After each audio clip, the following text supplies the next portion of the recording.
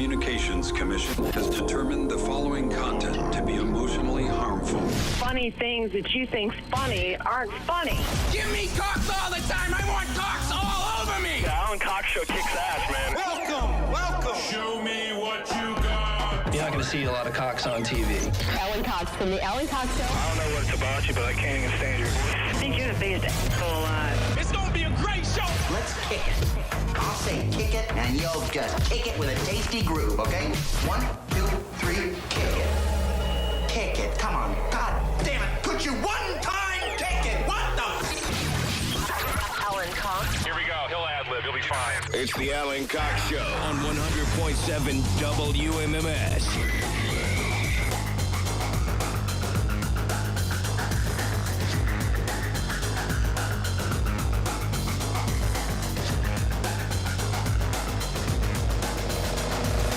Oi, what's going on, gang? Good afternoon. Welcome. We're back live today. Happy to be back.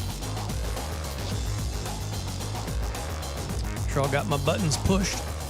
What's happening? My name's Alan Cox. Thanks for being here. Welcome. Say hi to Bill Squire. He's right over there. Yo, creepy hugs. Mary Santora is here, too. What up? Poundcake is back in Studio G. Afternoon, white people. How are you? Real G. And if you would like to join us, we'd love to have you, please. If you want to do it telephonically, 216-578-1007, 800-348-1007. There will be numerous opportunities/reasons for you to use those phone numbers throughout the program. If you want to text me, 35192 is where I will see those. If you're listening on the iHeartRadio app, you can always leave little messages there with the talkback button. See if I can get my phones back from Kiss FM. So we have this new software-based phone system, which means that any one of these studios that we have on the perimeter of iHeart Cleveland can just grab, if they're not paying attention, they'll just grab your phones. I could conceivably do it to another radio station. Sometimes I'll look over, and I'm just waiting for it to bite me in the ass when I don't notice, and I pick up a caller, and it's like TAM's phones. Happens to me all the time. I know. You're the only one. You and I are the only ones it happens to. I was hanging up on Make-A-Wish kids. Oh, my gosh. I didn't know. This is your dream come true. To be That's fair, your Make-A-Wish. Yes. To be fair, he would have done that under any circumstances. He loves that. I would like to donate 3,000. Click. Wrong Favorite show. day. He doesn't even. I want to he meet Shaq. No. Doesn't even get the charity right. He meant Coats for Kids. Yeah. Yes. He doesn't even get that. He just mentally grabbed at a charity and said, "That's the one I'm going to wipe myself with," and it turned out to be Make-A-Wish. Burr, little bitch. They all clogging up my phone line, so You it don't don't get matter. no coat. I wonder if there's a scenario in which there has to be, because he's very, very popular with, I don't know how to put it, the dimmer members of our audience.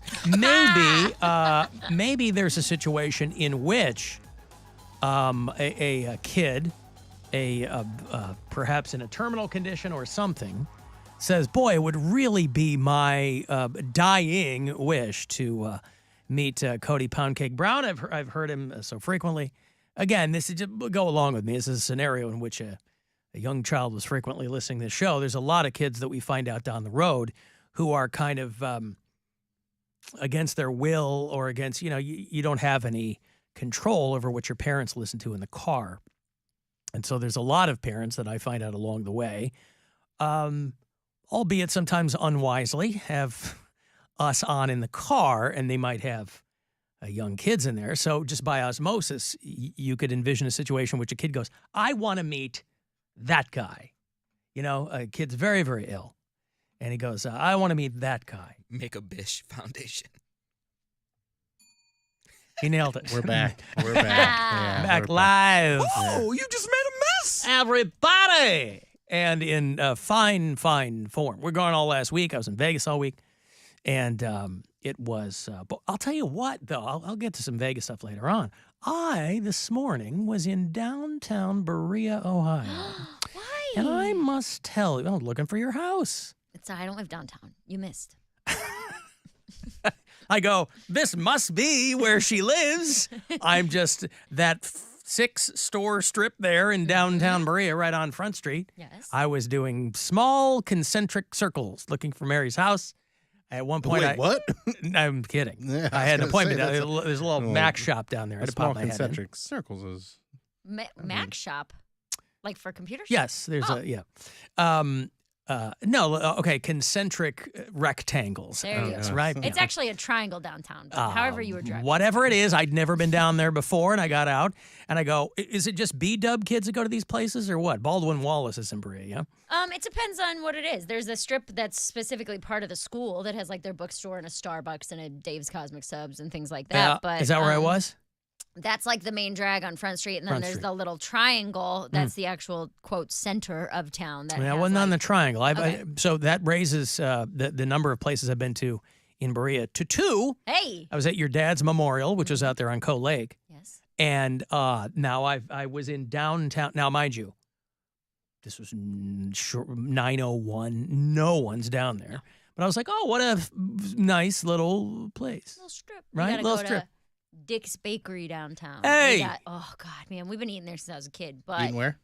At Dick's Bakery. My goodness. I wasn't going to say it without bakery at the end, Bill. We have been off for a week, but I'm not giving you that. No, Dick's Bakery. That's the name of the place. I know. He was trying to I know, we can get still me get to it. We can say still cut out bakery. eating at whatever. Anyway. So Dick's Best Bakery, been cookies. eating there Best since you were a cookies. kid. Yep, best Really, cookies. The chocolate chip cookies, half dipped in chocolate. It's the way to go.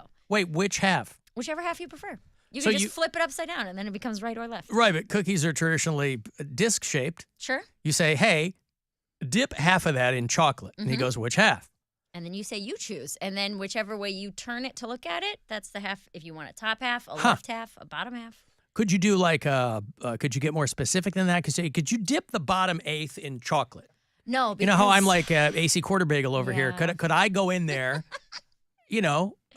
say, hey, could you dip? So they only do halves. Black and white cookie. All right.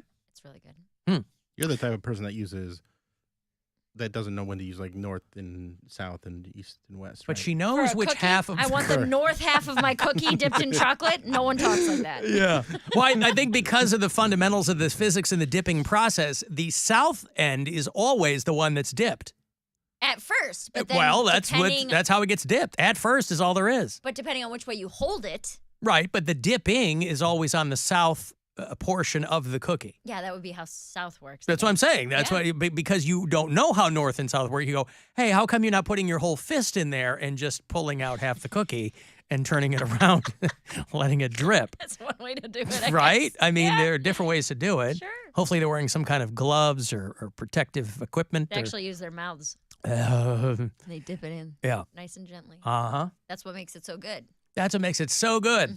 I'd like half chocolate, half saliva, please. Yes, a on my cookie. cookie from Dick's. Right. It's a Berea specialty. Yeah, I just in kind of basically I was going to this one shop, and there was a comic book store next door, and I saw like a Boss Chicken Beer. We have one of those out in my neck of the woods, but I think it started in Berea. And then looked like a Baldwin Wallace bar is what it looked like, maybe, or a bookstore or something. I don't know. There's a couple bars right there. Mike's Bar and Grill's real good, and then there's one across the street, Front Street Social, and then there's a brewery on the corner. A brewery? Brewery? The brewery. All right. So but you guys don't spend any appreciable amount of time there in downtown Berea. Actually, we just bought bicycles. Ooh. And we bicycled up to the little Mexican spot Look at that's on the corner you. there Uh-huh. over the weekend. Or it was like last Wednesday or something. We took our little bikes and we rode our bikes up to, had some Mexican food on the patio. Now, rode our how bikes far home.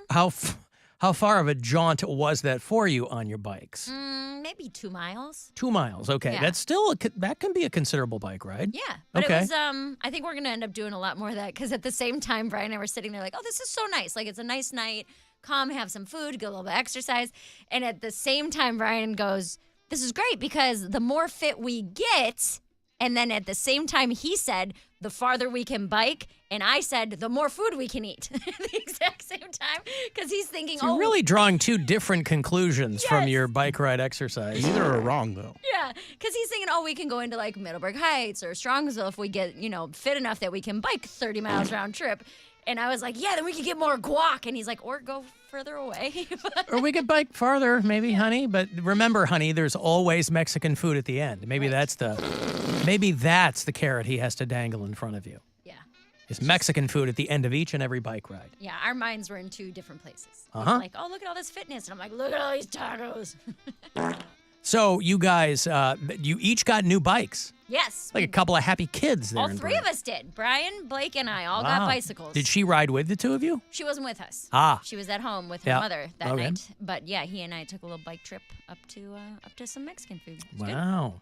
Out there on the patio. And then was it a more difficult ride back? Was it downhill? Was it tough because you had got a belly full of food? We went a little slower, but Yeah. I couldn't finish my meal. So the hardest part was riding the bike with a to-go box. That was like, because I was like, I don't want to leave it. This is half my meal. You know, it was like a $17 meal. So I was like, I don't want to just leave it. You didn't here. have you don't have a basket or anything like I that? said that to him. I go, we need to get a basket for to-go boxes. Yes. That's what we need. Something that'll specifically hold those big styrofoam clamshell containers. Yes. Yeah. Okay. Or did they have those dumb cardboard ones with that No. lock and key mechanism on the top? Yeah, I hate those. Oh God, we went to a place in Vegas and we got more than we wanted, obviously. And I go, can we get a box? And they give you that 4-flap cardboard one with the hook and the needle in the eye or whatever. I'm like, God, and it tears. Give me- What's going on around Give me here? the Chinese food restaurant where they like, Little handle on basically- it. No, not even that, because they move past that unless you're getting rice. I want the ones that are basically like cheap Tupperware. Where Yeah. you can reuse them. Oh, yeah. That's The what I black want. lid, Yeah, the clear bottom. yeah. Yeah, Usually everybody it's the other stacks way those around. up. But what's that? Usually I get the ones with the black bottom and the clear lid. Oh, you do? Yeah, I was don't know thinking the same what's thing. the clear bottom black lid. I've never seen the black. Are your Our Tupperware place, our upside place down? is black lid, clear bottom. No. Yeah. Maybe they don't want the sunlight to prematurely spoil the food. I don't know. They make it right there. It's where we get food. It's very specific. So maybe they're trying to mitigate whatever UV light might be prematurely spoiled. Anywho, I've got to take a break. If you want to get a text in, 35192. You can watch, if you like, at alancoxshow.com. We're back live today, and we'll be back. The Alan Cox Show. On our free iHeartRadio app and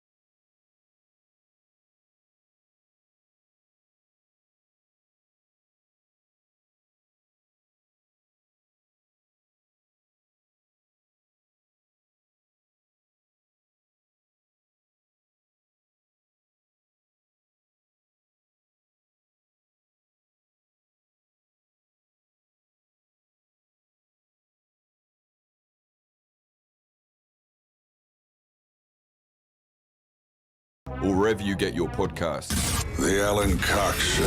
Podcast anytime on our iHeartRadio app. Ooh, what's a podcast? Like a TV show, but without the pictures. Baby, that's called radio.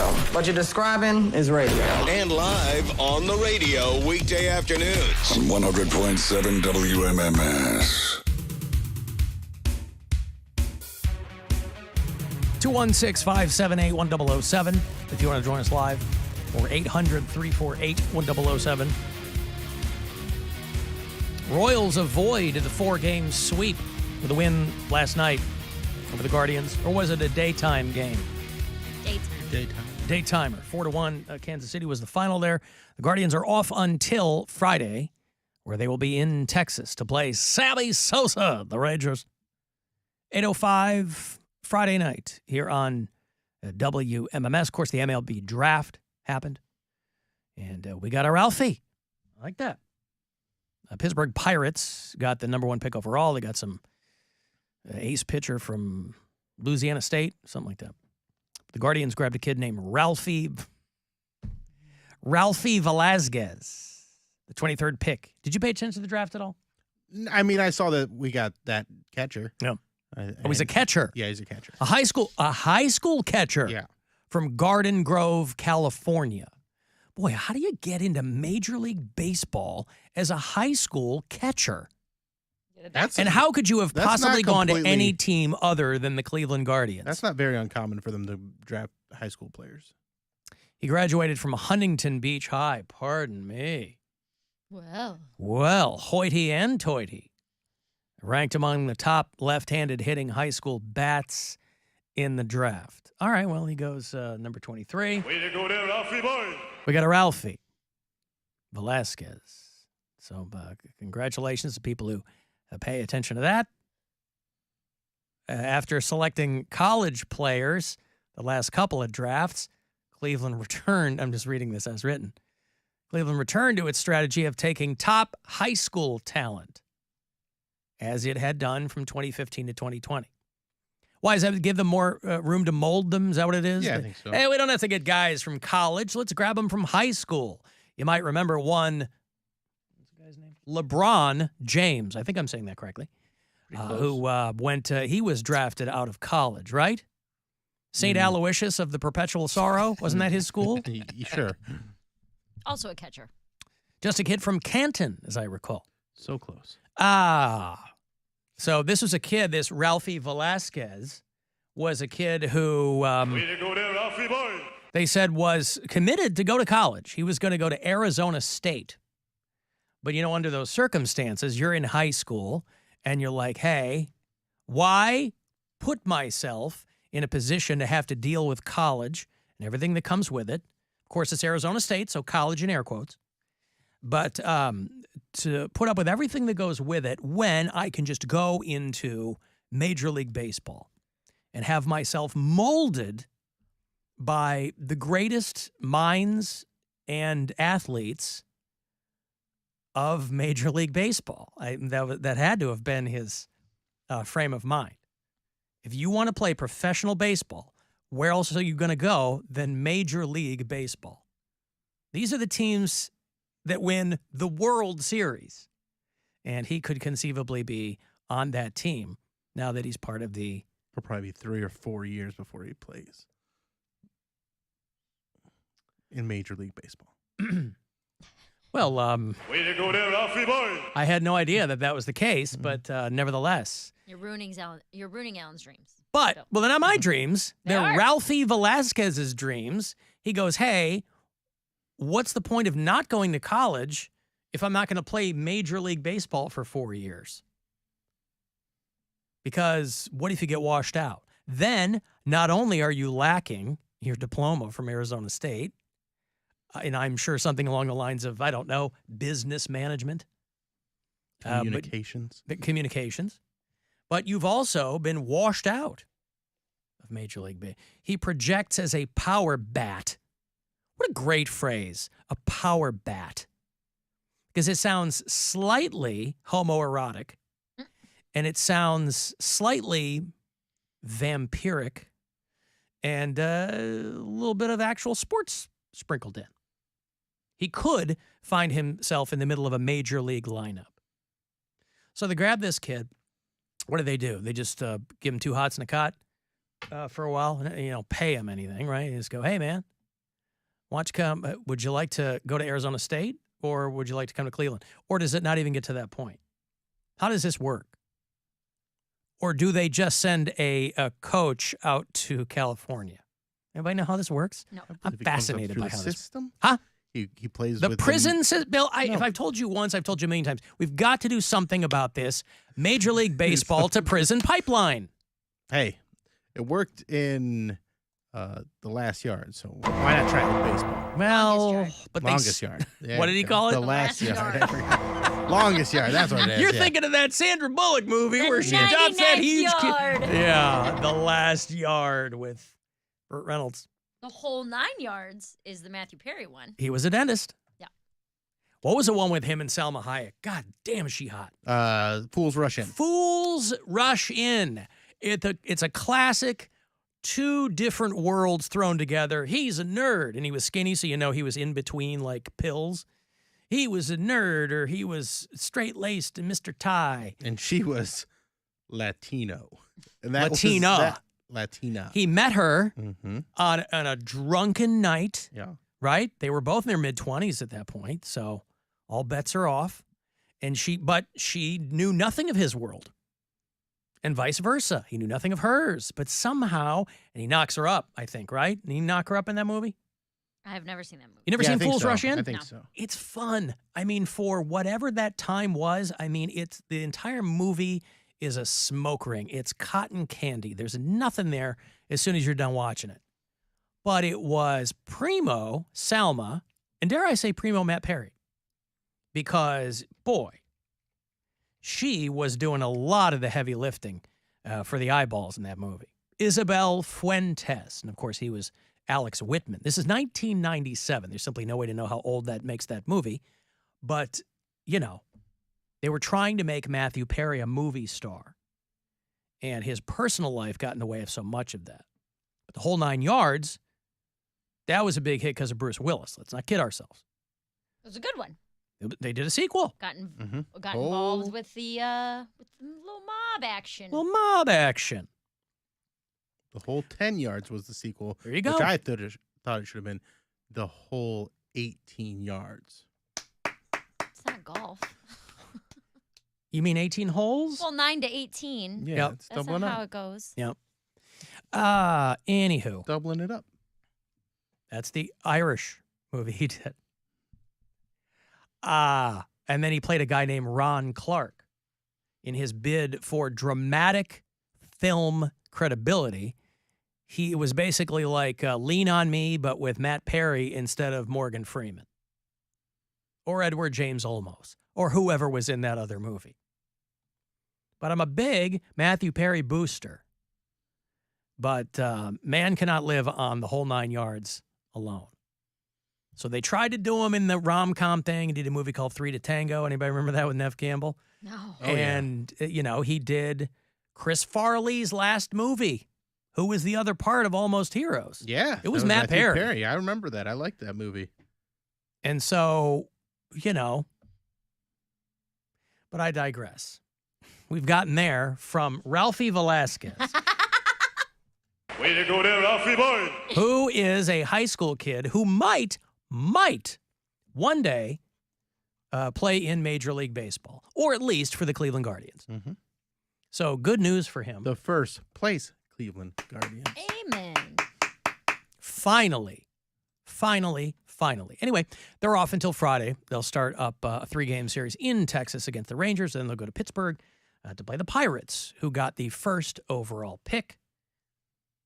Be fun to see the Rays grab him in a couple of years, and then they'll be back home here to play the Phillies.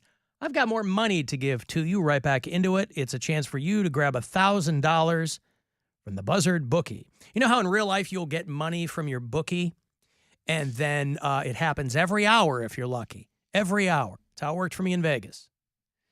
Here is $1,000 stress-free for you. Good luck. This is your chance to bet with the Buzzard Bookie and win $1,000 now. Enter this nationwide keyword at WMMS.com. Grand. That's grand. Enter it now at WMMS.com. Before I move on, I neglected to mention, of course, while we were gone, that the Cavs traded a couple of guys away, too. They unloaded Donnie Osmond. Nope. Lamar Stevens. Yeah. Never heard of that guy. I have. Never heard of that guy. And Draft Capital. I've never heard of him either. But listen, the names in sports, that's why I'm in it. They are... Huh? Go back to Vegas. The names are weirder and weirder in professional sports, and I can't get enough of it. Quite frankly, that's why I'm into sports. So Chetty Osman, of course, Lamar Stevens, and Draft Capital have all gone to the San Antonio Spurs. Oh, man. Popovich still running the Spurs? He's still coaching them?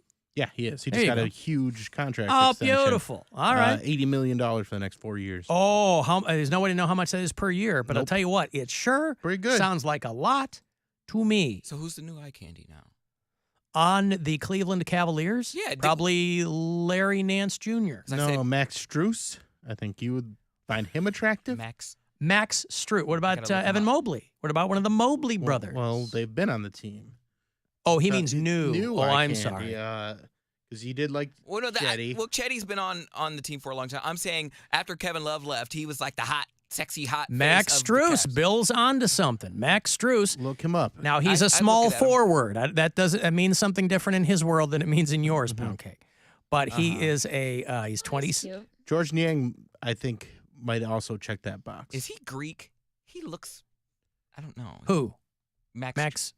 He doesn't look like it. I don't think so. Actually, he does look like it. I'm saying I've dated some Greek guys slept with Greek guys. Well, he and is from Max Strus played for DePaul. He's a Chicago guy. Polish. That's the only reason. Well, of course, that's the only reason I know that name.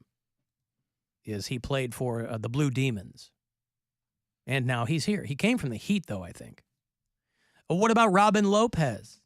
He's got a wild look about him. He's not on the team anymore. Oh, he's not? He went to the Bucks, I believe. Oh, he looks like if you put Kevin Love in the wilderness and then ran him through an AI program. That's what Robin Lopez looks like. Hey, Margaret. Hi. Can I call you Maggie? Sure. Margaret, what's I don't up? go by Maggie, but you can call me Maggie. No, well, you go by Margaret. I'll call you that. Hey, so I wanted to see what information you guys knew. This is sort of a sports question about the happenings of Larry Nassar and like he got stabbed or something. Yeah, I can't believe that dude's still alive. Right.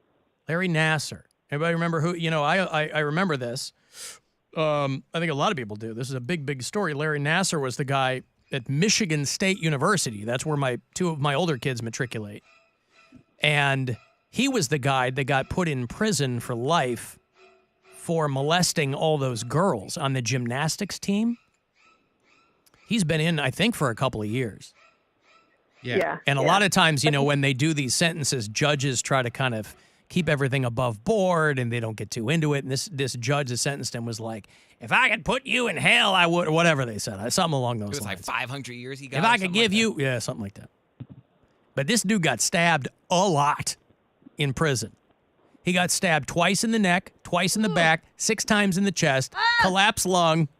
And they're like, he's stable. Now, stable doesn't mean you're not going to die. It just means your condition's not getting better, not getting worse. They're going to keep you alive so you can suffer. Man, I can't believe. Yeah, he got assaulted yesterday afternoon, but he declined to identify the prisoners involved. See, he knows. He ain't snitching. Well, of course. If you live through this, you ain't going to live through the next one. Just kill me. Right. So for everybody who immediately thinks that high-profile inmates are somehow sequestered off, even if you are, there's a way that they're going to find you. But, you know, you think of those prison movies or TV shows or whatever where they do those quick stabs. Yeah. They get you a bunch of times. Oh, Yeah. pop, pop, pop, pop. You know, when you're in the mess line or whatever. Twice in the neck, twice in the back. 6. So By one person? No. I think Oh. multiple. That had to be multiple Right. guys. That I mean, guy's going like, da-da-da-da. He's like, I was going to say, jackhammer. And these people don't have typical knives, so I bet you it's probably just like a shank that has like all this like bacteria on it, all this. Bacteria is probably the least of your so you get an problems when you're in infection. prison. This guy got stabbed 6 times. Like, I hope I don't get MRSA But as that he's wa- bleeding out on his back. Say, if the stab doesn't get you, the infection will. Sepsis or something along those lines. So, Margaret, your question was what? Well, I just information about it because I just heard like one real quick, and I thought you guys know everything. We do know, or at least we pretend very well. That's my follow-up question is, do you think if he survives, do you think he's going to return to the same place? Because, boy, they're going to be pissed that he didn't die. No, I think if something like this happens, they set you off to the side. Yeah. I think. I have no idea, but it sounds to me like prisons don't want the press that comes with a high-profile dude getting murdered, when there's already people pissed because it's like 150 degrees in some of these prisons. I don't even know what prison he's in. I heard Florida. Somewhere in Okay. Florida. Oh, yeah. I'm sorry. There it is. Yeah, the Coleman Complex in Central Florida. So you know it's hot and humid in there. Oh, my God. Roaches everywhere. Oh, but at least nobody's talking about being gay. Right. So there you go, Margaret. I don't. Yeah. Okay. Thank you. There's Margaret, who sounded strangely aroused No, I bet the guy probably by the wanted- question about. She did Pardon me, not. Mary. Were we hearing the same person? I think that we were. I don't think we were. If hear that's what you arousal. took, that's what you took away from it. I don't know how I can help you. I'd be pissed that the guy didn't finish the job. Like, man, Well, they're sending a message. They're definitely sending a message. just kill me. Why are you gonna let me suffer? That's the point. But isn't Well, they meant to kill him. That's what I'm saying. They just didn't. So now I gotta go back and talk shrimp and make sure they come in. Like, oh, so you just not even bold enough to kill me? Like, what a sucker.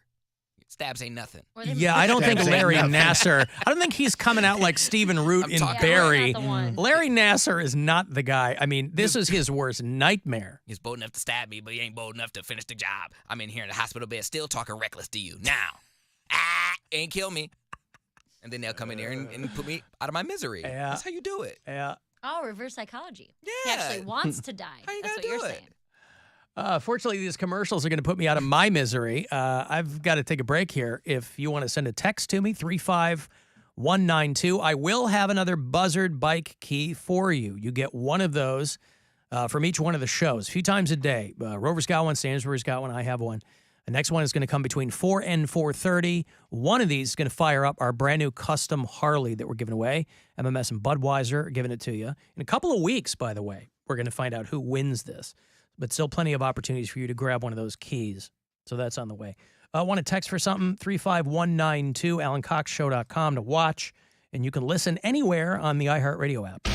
Rover's Morning Glory. I heard Bill, the host of our AM station, was held up in the parking garage. He's here. What happened? So it's 4:30 in the morning. Out of nowhere, I look in my rearview mirror and I see a guy. He's got a cup and he's pumping on the window. Hey man, give me something. I mean, he's beating on the window. It's like nose to nose with this guy. So you weren't held up. I thought like a guy pulled a gun on you. I go, oh, no, geez. no one held a gun. I don't want to overstate what happened. All right, so breaking news, a panhandler approached Bill this morning. So, okay. Well, now you're downplaying. Rover's Morning Glory. This is Chris Broussard. Here's what's trending from the iHeart Sports Network. Presented by NOPEC. Guardians wrapped up the first half of the season yesterday. They fell to the Royals, but the team selected high school catcher Ralphie Velasquez 23rd overall in the draft. He also has experience at the corner infield positions. NBA Summer League, the Cavaliers top Toronto. They'll face Memphis later tonight. And LSU teammates Paul Skeens and Dylan Cruz went first and second to the Pirates and Nats, marking the first time a school has produced the top 2 picks. I'm Scott Davidson. Electric bills suddenly skyrocketing? NOPEC offers competitive rates and long-term stability that you can opt into at any time. It's easy to enroll. Go to nopec.org/opt-in to learn more. That's nopec.org/opt-in. Your afternoon drive is brought to you by the Ken Ganley Auto Group, Ohio's #1 automotive retailer. Are you a business owner, CEO, or responsible for marketing? If you are, iHeartMedia can help you reach your goals and find new customers. We reach more consumers in your target area than anyone else. And we can give you access to those potential customers more cost-effectively across radio, digital, podcasting, and social. We'd love to show you how iHeartMedia can work for you. From your cell, dial pound 250 and say keyword great results. That's pound 250 and say great results. It pays to listen. Open your free iHeartRadio app and listen to this station to be entered to win $5,000. Each day you come back to listen on the iHeartRadio app is another entry. The more you listen, the more chances you have to win. Download the free iHeartRadio app for access to winning like never before. Find out where that back road leads. Take on your next challenge. Enjoy every drive like it's an amusement park ride. When you drive the #1 mass market brand in dependability, you stop thinking about what you can't do and start doing what you never thought possible. Whether it's in the Kia Sportage with available all-wheel drive, the powerful K5 with available 290 horsepower, the sporty Forte, or the dynamic and spacious Sorento. Visit your local Kia dealer today to see what you're capable of behind the wheel of the #1 most dependable mass market brand 3 years in a row by J.D. Power. Kia, movement that inspires. Call 800-333-4KIA for details. No system, no matter how advanced, can compensate for all driver error and or driving conditions. Always drive safely. Kia received the fewest reported problems among mass market brands in the J.D. Power 2021 to 2023 U.S. Vehicle Dependability Studies. 2023 study based on 2020 models. See jdpower.com/awards for 2023 details. You don't need to get personal, like revealing orange juice commercials make you cry, to get the State Farm Personal Price Plan. Just call or go to statefarm.com for a quote. Like a good neighbor, State Farm is there. Prices vary by state. Options selected by customer. Availability and eligibility may vary. At Grainger, we're for the ones who pay attention to every little detail. The ones who fuss, tinker, and sweat the small stuff. Because you know the tiniest thing can make the biggest difference when it comes to keeping business moving. We get it. We're the same way. Offering access to product experts to help you quickly and easily find what you need. So whatever your industry, you know you're always getting professional-grade products. Call, click Grainger.com, or just stop by. Grainger, for the ones who get it done. It's the sales event you've been waiting for at your Mazda destination, Mazda of Kent. Truckloads of new Mazdas have just arrived for our Mazda Season of Discovery sales event at Mazda of Kent. And just announced 0% financing. 0% with event pricing on everything. Drive the first ever Mazda CX-90 SUV with the optional plug-in hybrid and towing capacity up to 5,000 pounds. CX-50, CX-30, CX-5, MX-5, and Mazda 3. Plus, Mazda certified pre-owned with a balance of a 7-year, 100,000-mile warranty. All zero down and all at event pricing at Mazda of Kent. Come experience our retail evolution dealership. Created solely with the customer in mind. We provide a premium experience that customers expect and deserve. Event pricing and 0% financing during Mazda's Season of Discovery sales event at your Mazda destination, Mazda of Kent. MazdaKent.com. MazdaKent.com. Plus tax tag title to qualifying buyers. Experience elegant urban living in Cleveland with Residences at 55. With easy freeway access, Residences at 55 on Public Square offers refined and modern apartments nestled in the heart of our pet-friendly community. And Chef Rocco Whalen's Fahrenheit is attached right next door. Plus shopping, dining, entertainment, and all that downtown Cleveland has to offer just a short walk away. Discover more at residensesat55.com. Residences at 55. Reflective sophistication. Uncompromising convenience. Suites available now. Move in today. At KeyBank, we know a small moment like, whoa, my kid's got a serious backhand. Can lead to an even bigger question like, tennis camp is how much? And that's the type of moment where we'll meet you to help you build a savings plan for expenses big and small so your money can make money. Mike, how's that sound? Sounds like match point. Sounds like love. We could serve up tennis puns all day. For every financial need, we'll meet you in the moment. KeyBank opens doors. KeyBank member FDIC. Water, fire, wind, mold. When disaster strikes your home or business, Paul Davis is your best friend on your worst day. Why? Because Paul Davis handles everything quickly and seamlessly, from cleanup to recovery to reconstruction. For commercial and residential property damage and restoration, choose Paul Davis, the professionals that have served Northeastern Ohio. EERMAN''S. Cleveland.com wrote a story about it. Thought you might be interested in reading it. Alan, this is Joe and Stowe. Following up from your bird theme topics you had, from saving one in your garden to them flying into windows, there's a rare gull that's showing up in the east side of Cleveland over in Euclid called a Heermann's gull. HEERMAN'S.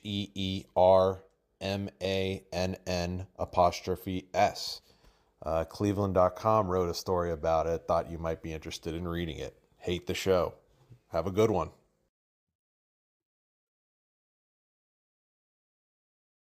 Driving towards. That's because our expert agents will make you feel totally protected with the right auto coverage at the right price. You'll also save up to 23% when you bundle auto with home. American Family Insurance. Get a quote, find an agent at amfam.com. Products not available in every state. Visit amfam.com to learn how discounts may apply to you. American Family Mutual Insurance Company, SI, and its operating company, 6000 American Parkway, Madison, Wisconsin. 1877 Cars for Kids. KARS Cars for Kids. 1877 Cars for Kids. Donate your car today. Donate today at carsforkids.org. That's cars with a K. Your car can be picked up as soon as the next day. Receive a tax deduction and vacation voucher. 1877 Cars for Kids. Donate your car today. Now accepting donations of land, homes, buildings, or any kind of real estate. There's really so many different things you can do with a big old Post Malone Raising Cane's Collector's Cup. Head to your closest Raising Cane's and add a Post Malone Collector's Cup to your favorite chicken finger combo.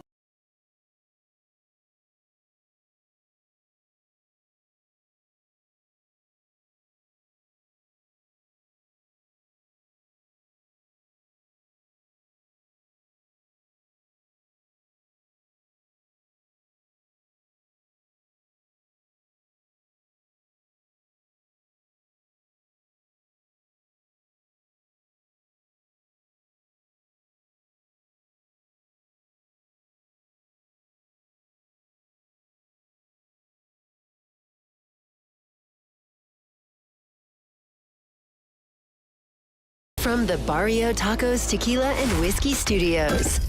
100.7 WMMS, Cleveland. Call the Alan Cox Show. Girls, this is your opportunity right here. A nice boy, let me tell you that. 216-578-1007 or 1-800-348-1007.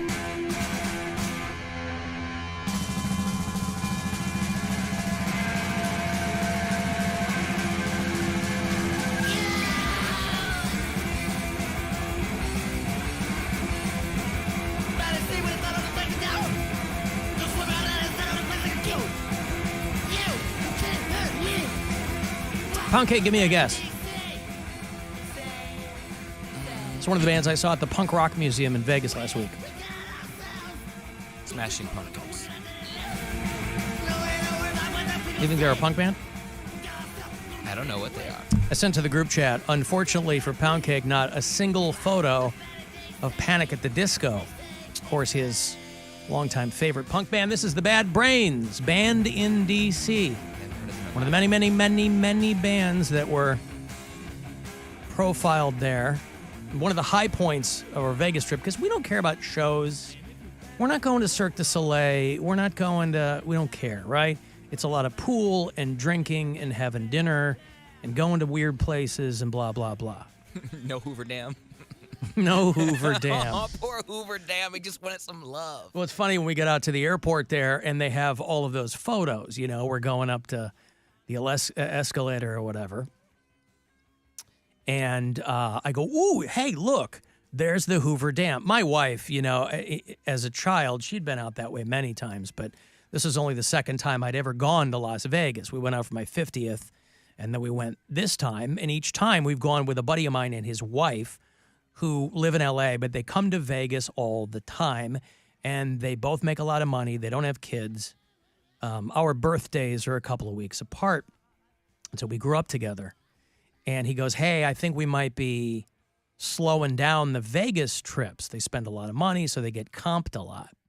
He goes, I think we might be slowing down the Vegas trip, so you guys should come out. This was a few months ago, because we don't know when we're going to be back again. He's like, everything is going to get comped because he spent so much money. And I said, okay. So we had a room. We had, I paid for the flights.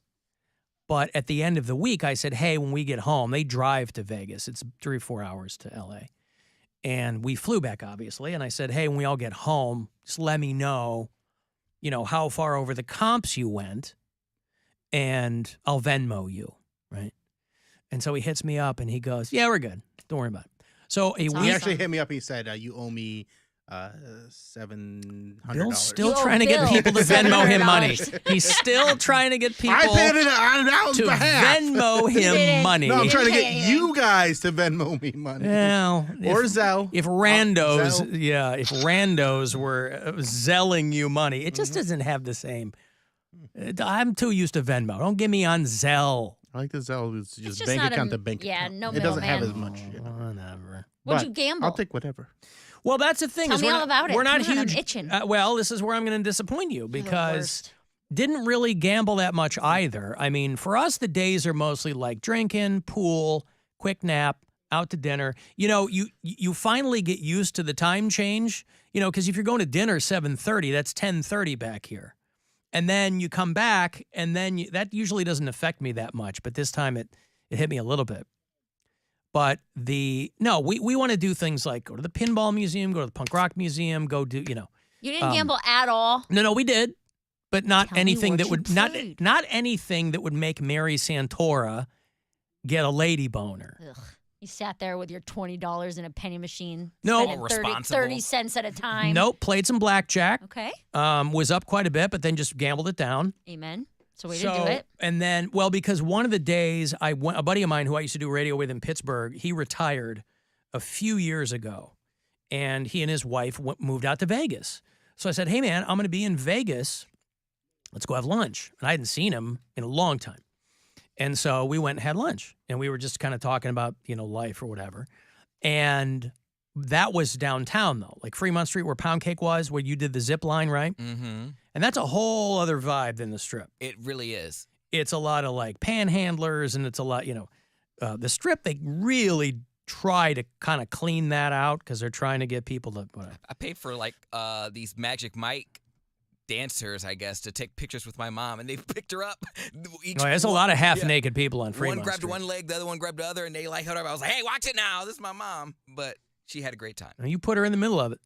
Literally. Yeah, so we met up there and had lunch. But other than that, I mean, we weren't gambling much, right? Played some blackjack. I guess I could have cashed out, but I wasn't feeling like it. Yeah. And You wanna then, play.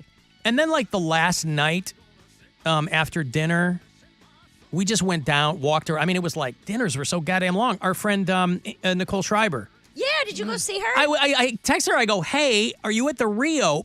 Purely coincidental. I was looking around to see who was in town, and she was in town. She's playing the Comedy Cellar out there. Yeah, in the Rio, which is like a couple of hotels that we were staying in a place called the Nomad.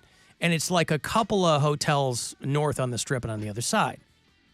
And I go, I'm going to try to get to the late show. It was just 2 shows a night. The dinners are so goddamn long that I miss a late show. Both nights I tried to get out there. Because you have dinner at 9 o'clock. Well, it wasn't that late, but I mean, even if you have dinner at like 7:30, you're there till 10. So, Because you got nowhere to be.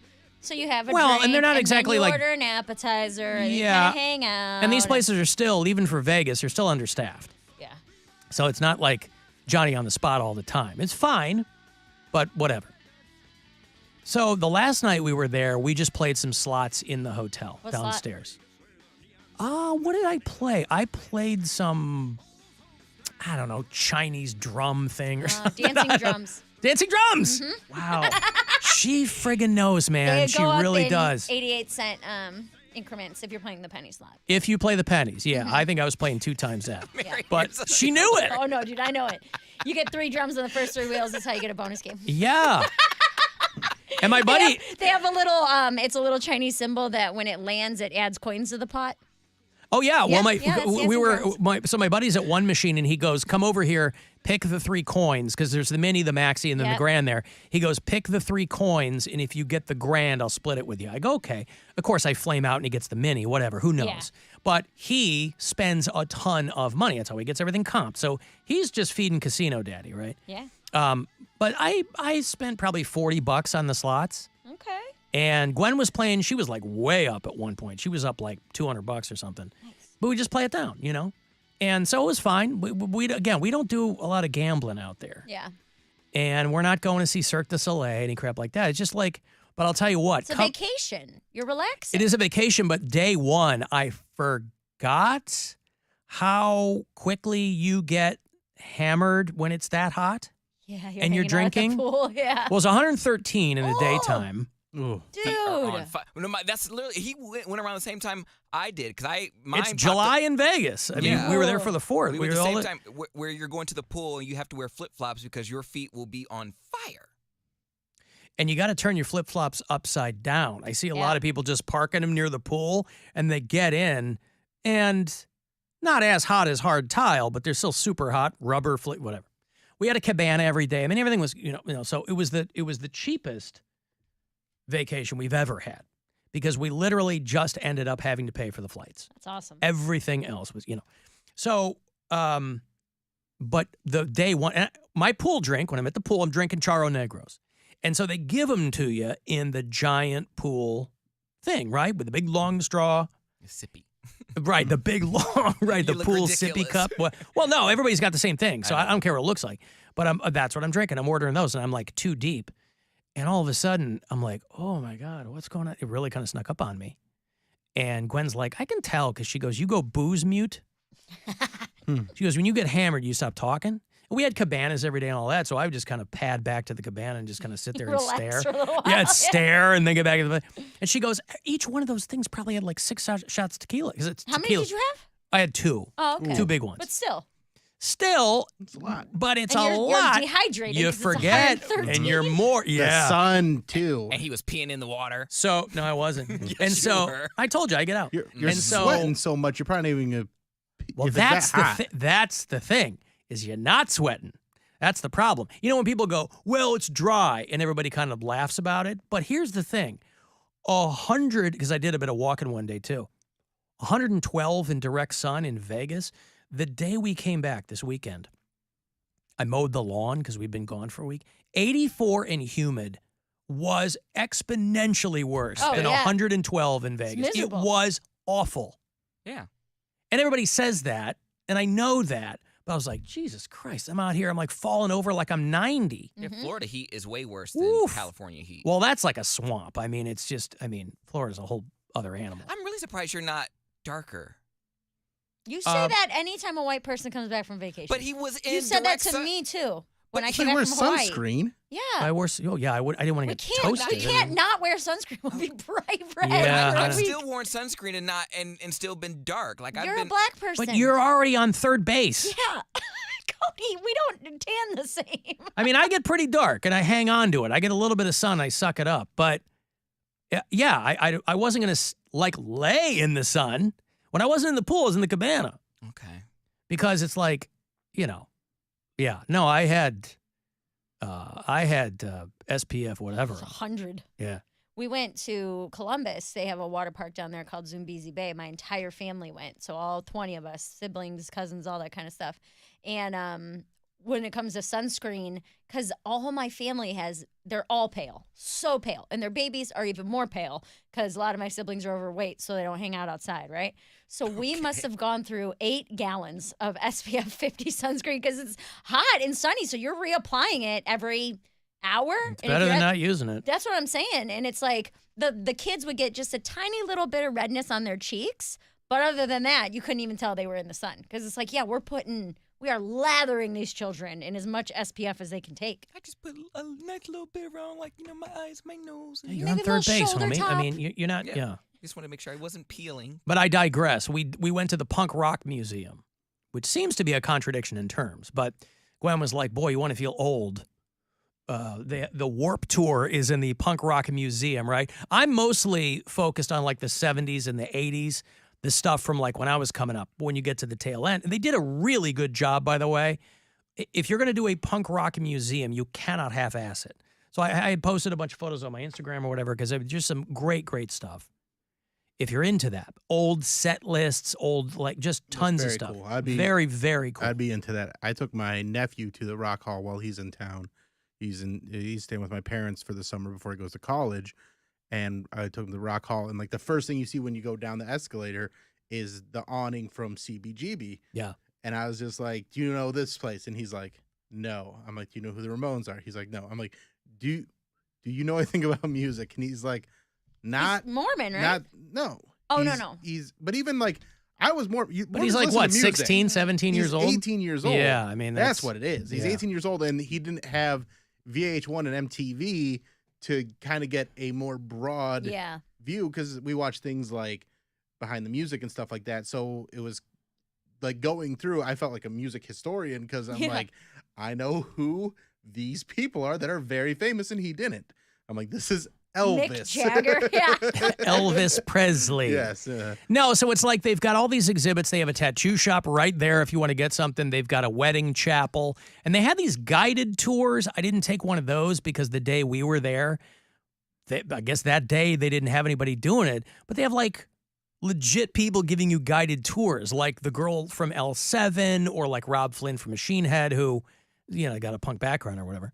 And so like all these like punk artists will give guided tours. And I was like, I just kind of want to walk through. But, posted a photo of Gigi Allen's leather jacket. I knew that would make everybody happy. But it's very, very cool. I mean, if you're looking for something to do out there, when we got in the Uber, fortunately, because it's only been open like a few months, like COVID pushed it way back. So they only opened in April. But we got in the Uber. And the dude driving, he's like, I know exactly where that is, bro. I was ready to give him an address and, the whole thing. But he's like, doesn't the address already automatically go in when you get in It does Uber? in Uber, yeah, but I don't know. He's like, I know where, whatever. No. You have Maybe to he get was in and tell maybe him. he was just letting us know that he didn't need the address. He knew exactly where it was, blah, blah, blah. And that's fine. No, I'm sorry. It was a cab. That's why. We took a cab. Half the time we're taking a cab. And so we took a cab because that's what was in front of our hotel, and it was fine. Did they have enough openers in the museum to keep you interested? What's that? Openers? Yeah, they had a lot of openers, yes. Yeah. No, it was great. I mean, again, once you get to the top floor, there's like pictures of Fall Out Boy and the Warped Tour. And it's like, but Next Tuesday. I'm not looking down my nose at that because that stuff's 20 years old now. And, that's fine. That's what that, a younger generation is. It was weird to see. But the early stuff was what I was looking for, because a lot of it's on loan from like all the Lemmy Motorhead stuff was there, and his boots and his hat is, from the Lemmy estate. And so it was very, very cool. We did tell the cab driver, and I wonder, if there are things that locals know that others don't. We did tell him that it was specifically in the arts district. And he's like, I've never heard of that before. That's something and you saw on Google Maps. Well, that's where we were last 2 years ago. We went to a couple of spots in the art district, and that's what the people there said it was called. So that's like when people come to Cleveland and they're staying near like CSU and they're like, yeah, I'm in Midtown. And I was like, no one has ever said that. Oh, is that what it's called? There's parts of Cleveland that have like historical signs that will say like, I see. Like by Cleveland Clinic, it'll say like Uptown or Midtown. Or one of those dumb script signs everywhere. So like, yeah. Nobody is. You're in Midtown Cleveland. Right. Well, this is the east side over here at 9th. So anyway, I mean, it was very, very cool. That punk rock museum, which again sounds silly, but I was just so pleased that they didn't half-ass it, because I think everybody's going to come for you. Punk rock fans are going to come for you knives out if you do. Now they did have don't do it right, yeah. They did have a gift shop. They're going to have to though. We walked around it. Well, they had a jam room too, and I was so excited. Did you play? No, because it was all guitars. Oh. Because we go to the bar after, we're sitting down, and the guy's like, go to the jam room. I go, bro, I'm a drummer. He's like, you don't want to just screw around on a guitar that somebody broke on SNL? I go, I'm a drummer. I thought it was going to be like a whole room there. I looked in, it was just a bunch of kids. It's like Wayne's World, where they were like, no stairway. It was just a bunch of kids playing guitar, which is awesome. No Blitzkrieg bop. But they had like super old set lists from like Dave Grohl was drumming for Scream. That's cool. Way back in the day, yeah. So they had a lot of like old, it was just very, very cool. Whenever we go to Guitar Center, they have the drum room, and Brian will be in there for like a half hour. Oh, yeah. Like, even if we're just there looking, he's like, I'm gonna go play around. Of course. When's the last time you guys have been to the Rock and Roll Hall of Fame? Because they have like a whole like section where you can play as a full band. They have guitars, they have bass, they have drum rooms. I've only they been have like all those things. And I haven't been there in a long time. I'd say like once as an And adult. I took my nephew, and it was so fun going through and kind of giving him like a quick little crash course. And then what I decided to do was make a playlist as we went through the museum. Like, okay, this is some of that music, and I just sent that to him so he can kind of absorb some of the stuff.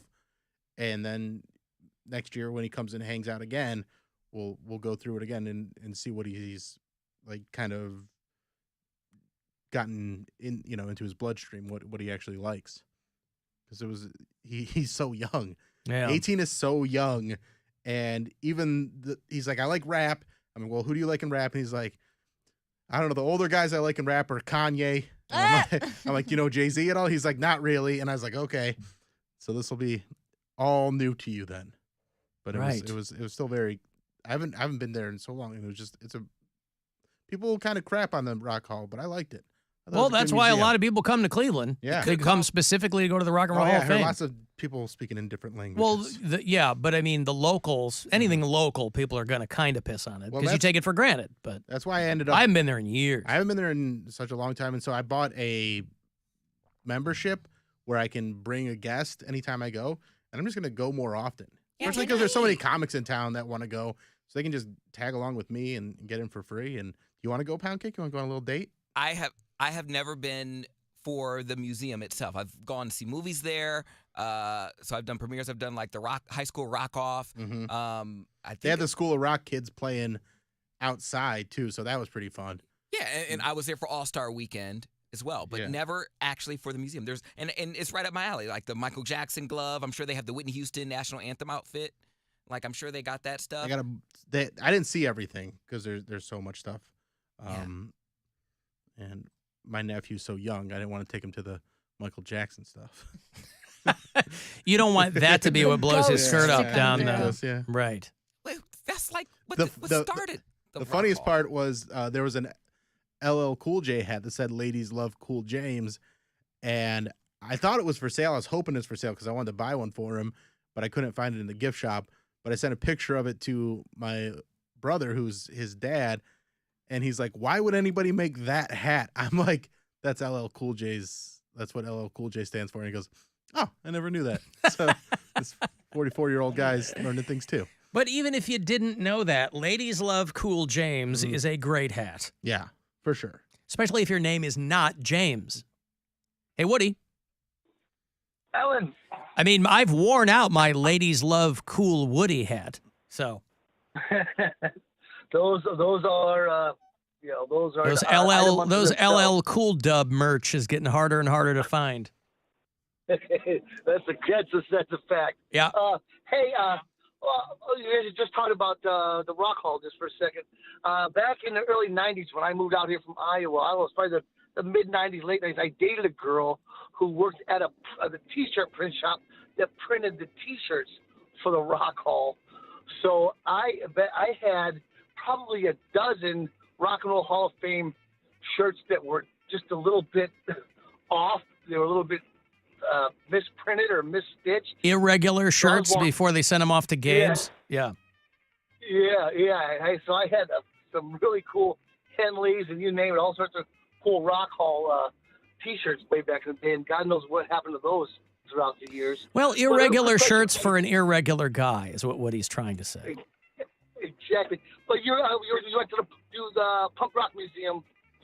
I'm sorry, Bill was talking about the CBGB's awning at the Rock Hall. Now, I'm driving home from work, so I can't really look it up. What does CBG stand for? I cannot remember for life. Country, bluegrass, blues. Country, bluegrass, and blues. Blues, and then there's a bunch more because there's a whole bunch of other letters underneath it.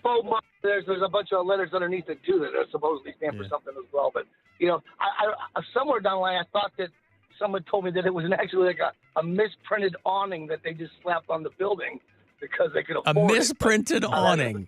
No, the OMFUG was underneath. The OMFUG was underneath, yeah.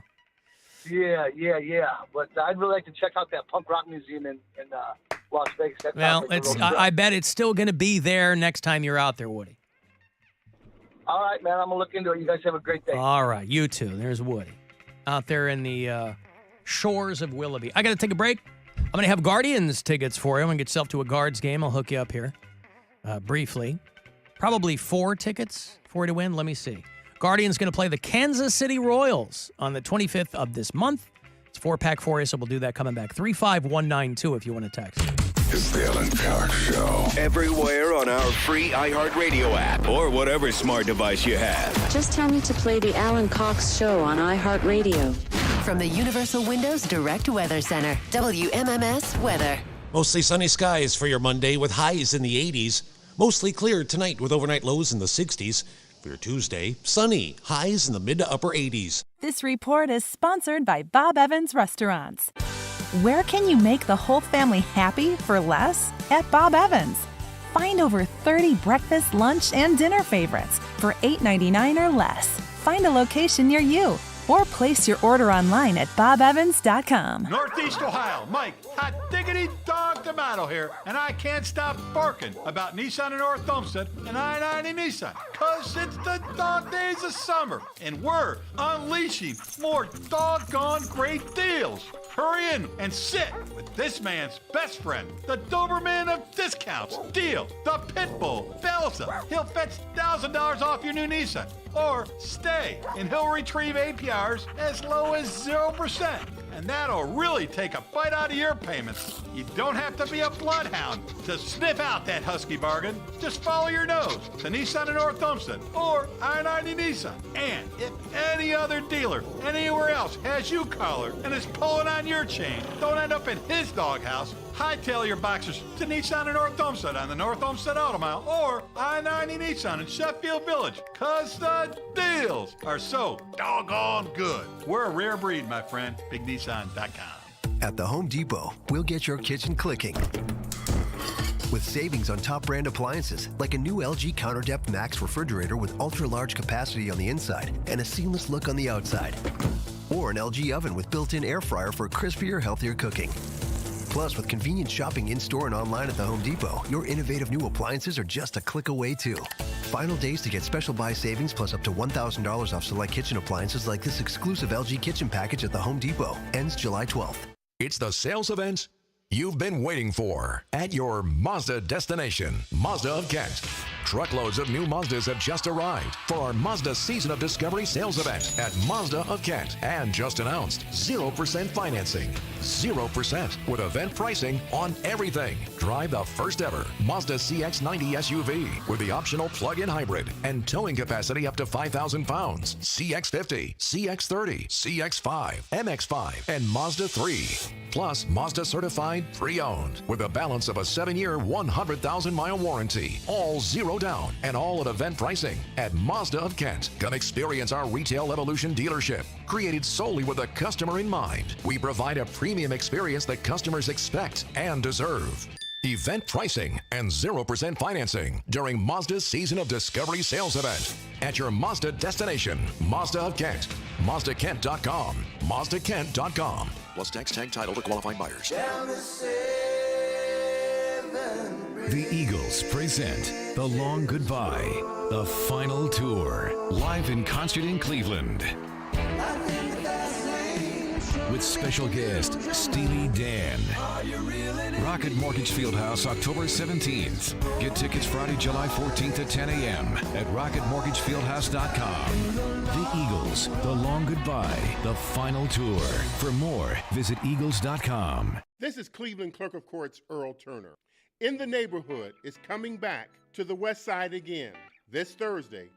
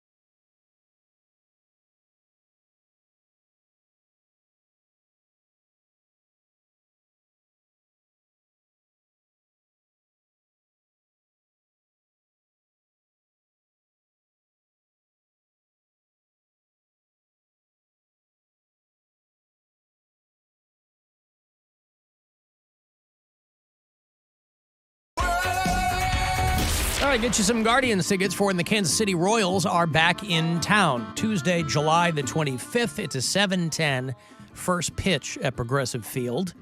All season long, you should have that MLB Ballpark app on your phone. It makes things considerably easier when you're going to games. Got your tickets on there. You can download the info, whatever you got. That's how you're going to get them from us. 4 tickets, Guardians, Royals. A real back and forth there.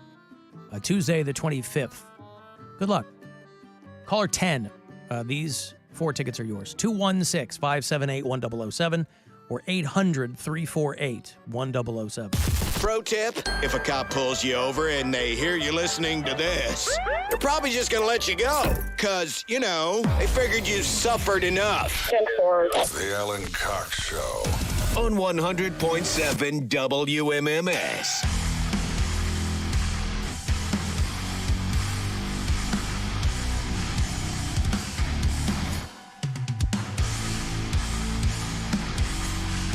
I got another $1,000 for you here for the Buzzard bookie in about 10 minutes.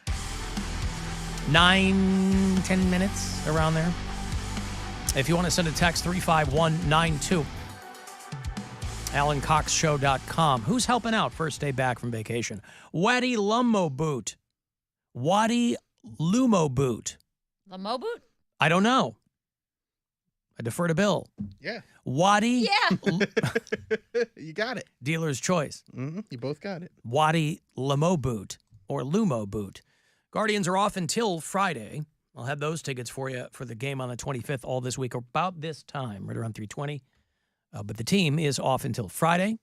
They will start up in Texas against the Rangers at 8:05 Friday night. Then they'll go to Pittsburgh, play the Pirates at PNC, and then back here to host the Phillies, and then the Royals will show up. Hence those tickets. If you listen to us on iHeartRadio from outside Ohio or just far enough away, you have to listen on the app. Let me know where you are. John is a bureau chief in Lewis Center, Ohio. You know where that is? No. Suburban Columbus. Right near, did you know there's a town called Africa, Ohio? No. That makes people happy out there. Bless those rains. That's right. So Lewis Center. Brad listens in West Lafayette, Indiana. Caitlin is one of our Pittsburgh bureau chiefs. Kristen, another Kristen? Oh, Caitlin. Kristen in Corpus Christi, Texas. And Oleg is one of our Canadian bureau chiefs. He's up there in London, Ontario. Did you guys see the Homer doing System of a Down? Somebody AI'd the voice. Homer Oh, Simpson. no. Did you see that on TikTok? Wake up! Wake up! Where must I put a little makeup? And this is the band who had to sit up. What's it in the kitchen on the table? Please don't create another people. You want to. Where must I put a little makeup? You want to. Undiscuss the band with the shake up. You want to. What's it in the kitchen on the table? You want to. Why don't think you trust in my self-righteous suicide? I cry when angels deserve to die. Yes, that's, again, AI is for the most part being used still to distract us by being cute and entertaining, but eventually that mask will be pulled off and we'll all be enslaved to our robot overlords. But there you go. That's been making the rounds. Of course, Mary sings that song as... Wake up! Eat a hot dog if your name is Jacob. Jacob Hot Dog. Jacob Hot Dog. That's right. That's the way. Eat a hot dog if your name is Jacob. Indeed. We've been singing that way since we were kids. Yeah. I wish that he had, maybe we could implore whoever did that AI version through some Voiceify thing or whatever the program that is used specifically for that is called, to do your version. Yeah. Boy, I had everybody blowing me up when they announced that Eagles Steely Dan show at the Romo Fijo. How do you think I feel? I had to sit on it for 2 weeks. I couldn't tell you about it. So when they finally announced it on Thursday. Who's filling in for the dead guy? For Walter Becker? Yeah. Well, listen, I think both bands only have one original member now. And I think the Eagles, it's Don Henley. I think it's Timothy B. Schmidt, Joe Walsh, And then Deacon Fry, who was the late Glenn Fry's son, and Vince Gill. I think Don Henley is the only original member of the Eagles. And obviously Donald Fagen. The two Donalds is what they should have called the tour. But the Donald Fagen is the only original member of Steely Dan. Walter Becker has not performed with them for a while now. So I don't know who has been filling in for Walter Becker, but that's always been a studio band, so you just move another guy in. But I'm looking forward to that show very much. Now, you might say to yourself, boy, you want to talk about a show where Alan will only stay for the opener. No, because I've seen Steely Dan on a number of occasions. I've never seen the Eagles. And I like the Eagles a lot. Now, I would have loved to have seen them with Glenn Fry, maybe with Randy Meisner. I don't remember if he's dead or not, but I think that would be great. So, yes, for everybody blowing me up about that show, I did see it. In fact, I'm giving away tickets to you all week. I'll have Eagles and Steely Dan tickets for you at $4.50 all week for people. I'm sure I speak for all of us. We're all going. It is right. We're all going to Steely Dan and Eagles. I would go to that. When is it? It is Tuesday, October 17th at the Romo Fijo.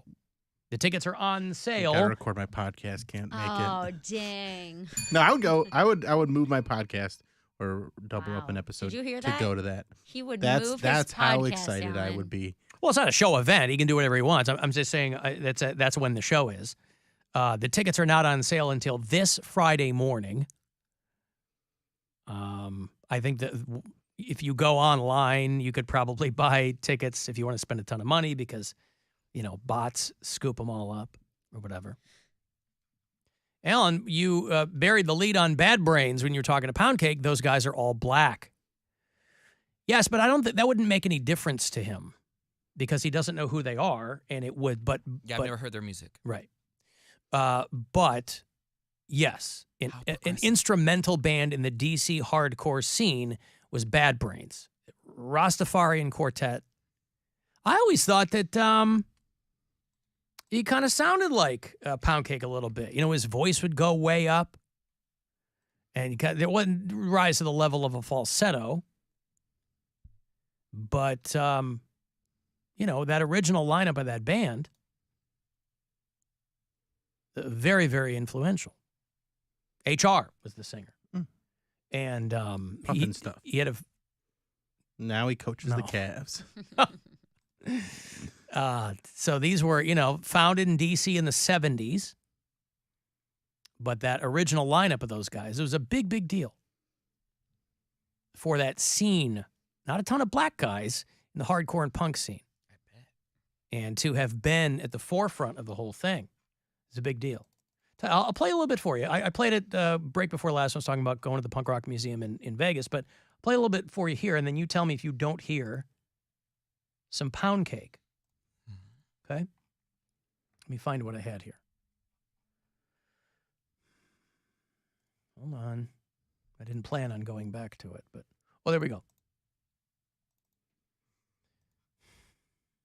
Please indulge me. Definitely not Poundcake. I wish Poundcake sounded more like this. I was going to say, this is Pootie Tang, not Poundcake. Pootie Tang. Wow, he goes for the Pootie Tang pull. Where the hell did it go? I had it, and then, okay, I don't know. Who cares? I will ask which which cover of System of a Down would you prefer? My cover or Homer Simpson's cover? Oh, yours all the way. Oh, yours, yeah. Really? Yours, absolutely. You're of a real course. person, too. Yes, and we know you, and... La la la la la la la la. I say we put that to a poll. Yeah. See, I would go to a System of a Down show. Like next time they come to Cleveland, I think I would probably go because the guy just has a really good voice and their music is just so. It's fun. Yeah, I saw them at Sonic Temple a few years ago, and it was a blast. Do their fans mosh? Because I don't want to get hit. You don't have to be down there. Yeah, you don't have to. There's a pit I have area. A choice. No, there's a pit, and then you just everywhere else. just kind of stands there. Well, I didn't know if they were doing like arenas or they were doing like something outdoor like Blossom. Because if you're at a place like Blossom, if you're on the grass, you're on the grass, and if they mosh, they mosh. Yeah, I don't know. I don't think you can avoid a mosh pit. I was going to say, even if it's a big swirling circle of death, you can be on the outskirts of it. Mm-hmm. You can run away. I'll give you some early 90s bad brains, right?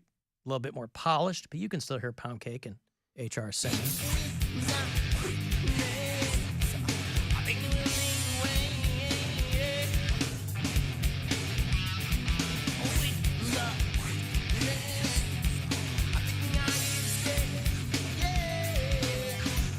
A little bit of a nasal in there. Yeah. Nope. That's right. His lyrics are like drowned out by like the music. Well, he's not a great singer. I mean, it's you don't need a great singer for one of those bands. That's all. So you mean tell me I could be rich this whole time just doing? Well, Bad Brains exactly. I'm rich. sorry, they weren't rich. If that's what you're talking about, no. If they had The first, longevity, they're not- these are the bands that held down the grass while all the other ones could pretend to blaze the trail.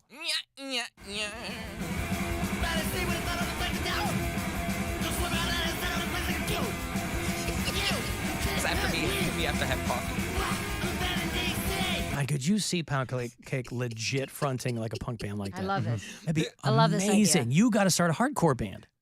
And then just, you don't have to write lyrics. I mean, they did, but just babble. Yeah, Pants just, my buddy Pants just got back together with his hardcore band, and they performed last week. I went to see them, and it was hilarious because They're old. they're old and their dads. So there's a bunch of little kids with their like headphones, like ear blockers, like on there, and they're rocking out and like doing the metal sign and all this stuff. But it's wholesome hardcore. It's wholesome amazing. hardcore. Wholesome hardcore. Yeah. When I was in high school and I went to JVS, all those little white boys there, for whatever reason, they were like, one day you're going to front like a punk rock band. I was like, why? They're like, I don't know. I could just see you doing that, just being in the front and singing. Dude, Brian will be your drummer. Okay. Now you see I'll play someone guitar for you. I was saying, now you see someone I can play guitar in a hardcore band. I would think I would love the outfits more. I'm like, ooh, what do I get to wear? I just wear super tight spandex, like pants. And I could just get on stage because that's the punk rock. I could just wear whatever. I could wear a sombrero, a Speedo, and some cowboy boots. And people would be like, hell yeah, man. It's very punk rock. Yes. Yeah, it's Sombreros. And by the way, punk Wait, rock. do you think it's a sombrero or you're wearing sombreros? Sombrero. Okay. He has a variety of breros. I got a bunch of breros. Different color breros. Remember, Poundcake, punk is not a sound, it's an attitude. Vibe. Yeah, that's what I'm saying. I get up there in my little Speedo and my, cowboy boots. What's on the Speedo? Or is it just black? Is there studs? Is it shiny? What's Duckies. The And Duckies. And I'm wearing Not a ducks, C-ring. duckies. I'm wearing a C-ring underneath, underneath the Speedo. Yeah, So then it you're like makes a Lenny little poke. Kravitz, Mm-hmm. pulling the Kravitz.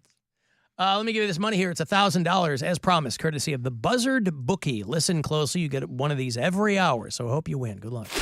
This is your chance to bet with the Buzzard Bookie and win $1,000 now. Enter this nationwide keyword at WMMS.com. Grand. That's grand. Enter it now at WMMS.com. You guys are a few days into it, but a friend of the show passed away while we were gone. Bill? Yep. Pete from the Funny Stop? Yep. You just texted the group chat. I guess this would have been a week ago now. Yeah. It was like right after I left town. Yeah, so Saturday night, I got a text from a comedian in Akron, and he said that Pete had a stroke and that he was on life support and that they would probably pull the plug after his son and sister got to town to see him and kind of say their goodbyes. And then I guess it was, I heard from one person it was Monday night, another person said it was on Tuesday, but they pulled the plug and he passed away. And they held the services this past weekend, and it is just a real sad situation. Pete was like family right? to me. Yeah. I mean, I've known him for 20 years. He helped me get started.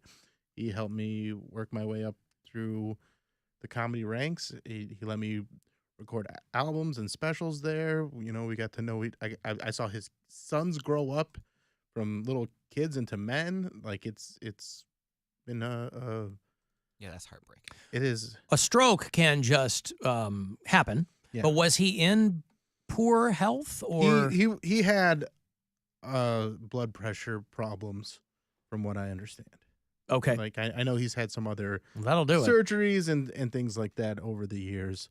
But he's always bounced back. He lost a good amount of weight a few years ago to try and get healthier, but just one of those things where it happened and we lost him. And Mary, I know, went to the viewing on Friday. I went to the funeral on Saturday. It was the first time I've ever been to a Catholic mass, and it was in Arabic. that was the first time? Yeah. And in Arabic. And it was in Arabic. Oh boy.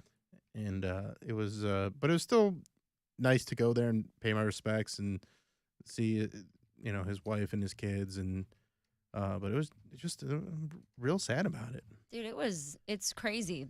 So I was actually in Tacoma, Washington, and Bill's texting me and a couple other comics are texting me, and when you text me Saturday night, I was between shows on the West Coast, so it had been like midnight here. Because it was a little bit earlier. Morning. Because when I text you, when I found out, it was right before the end of the late show at Hilarities. I was with Roy Wood Jr. and I got the text and burst into tears immediately, knowing that he's going to die. Well, And that was then- the text was, yeah, hey, they're gonna pull the plug as soon as his kids can get there. Yeah. And I'm in between shows, and I was trying to hold it together. Yeah. Because I'm at a club, I don't know Know anybody. anybody, yeah. I Who don't sent know- you this? Bill. Why would you send her this during a weekend of shows? I was on the West Coast, so it was like 11:30 at night here or midnight here. It was just one of those and things it's where 9 p.m. there. He wanted you to cry on stage. No, I didn't. I just as soon as I got the news, I told Mary because I know that she would want to know. Yeah. And I wasn't even thinking about that. I was just like, oh my God, this You is a even terrible apologized. thing. Yeah, You're like, hey, didn't I had even no realize idea. it. Yeah. I didn't even think about Okay. that. I was just like, hey, this is What's going on? What's going on? Well, I was having a breakdown in the kitchen of this comedy club.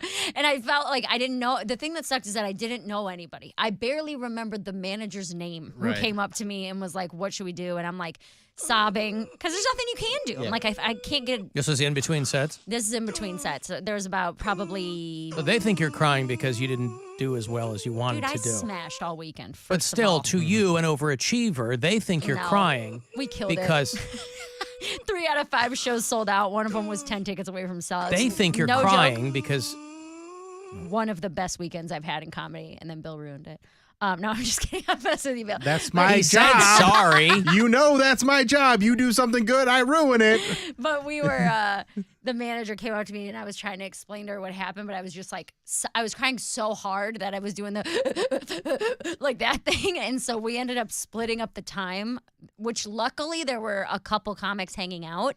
So we threw up an extra guest set. The feature did extra time. So I ended up only doing like a half hour to headline. But, my mom is so dramatic. I called my mom because I was like, I don't know if I can go on stage. I don't know what to do. Like, I just got this news. And my mom, she did like the typical thing you'd hear in a Lifetime movie. She's like, Mary, you need to muster up the courage and you need to go do this set for Pete. I was like, Mom, I'm in Tacoma. Nobody knows who I Let the am. music play and then walk out. Nobody knows who Pete is.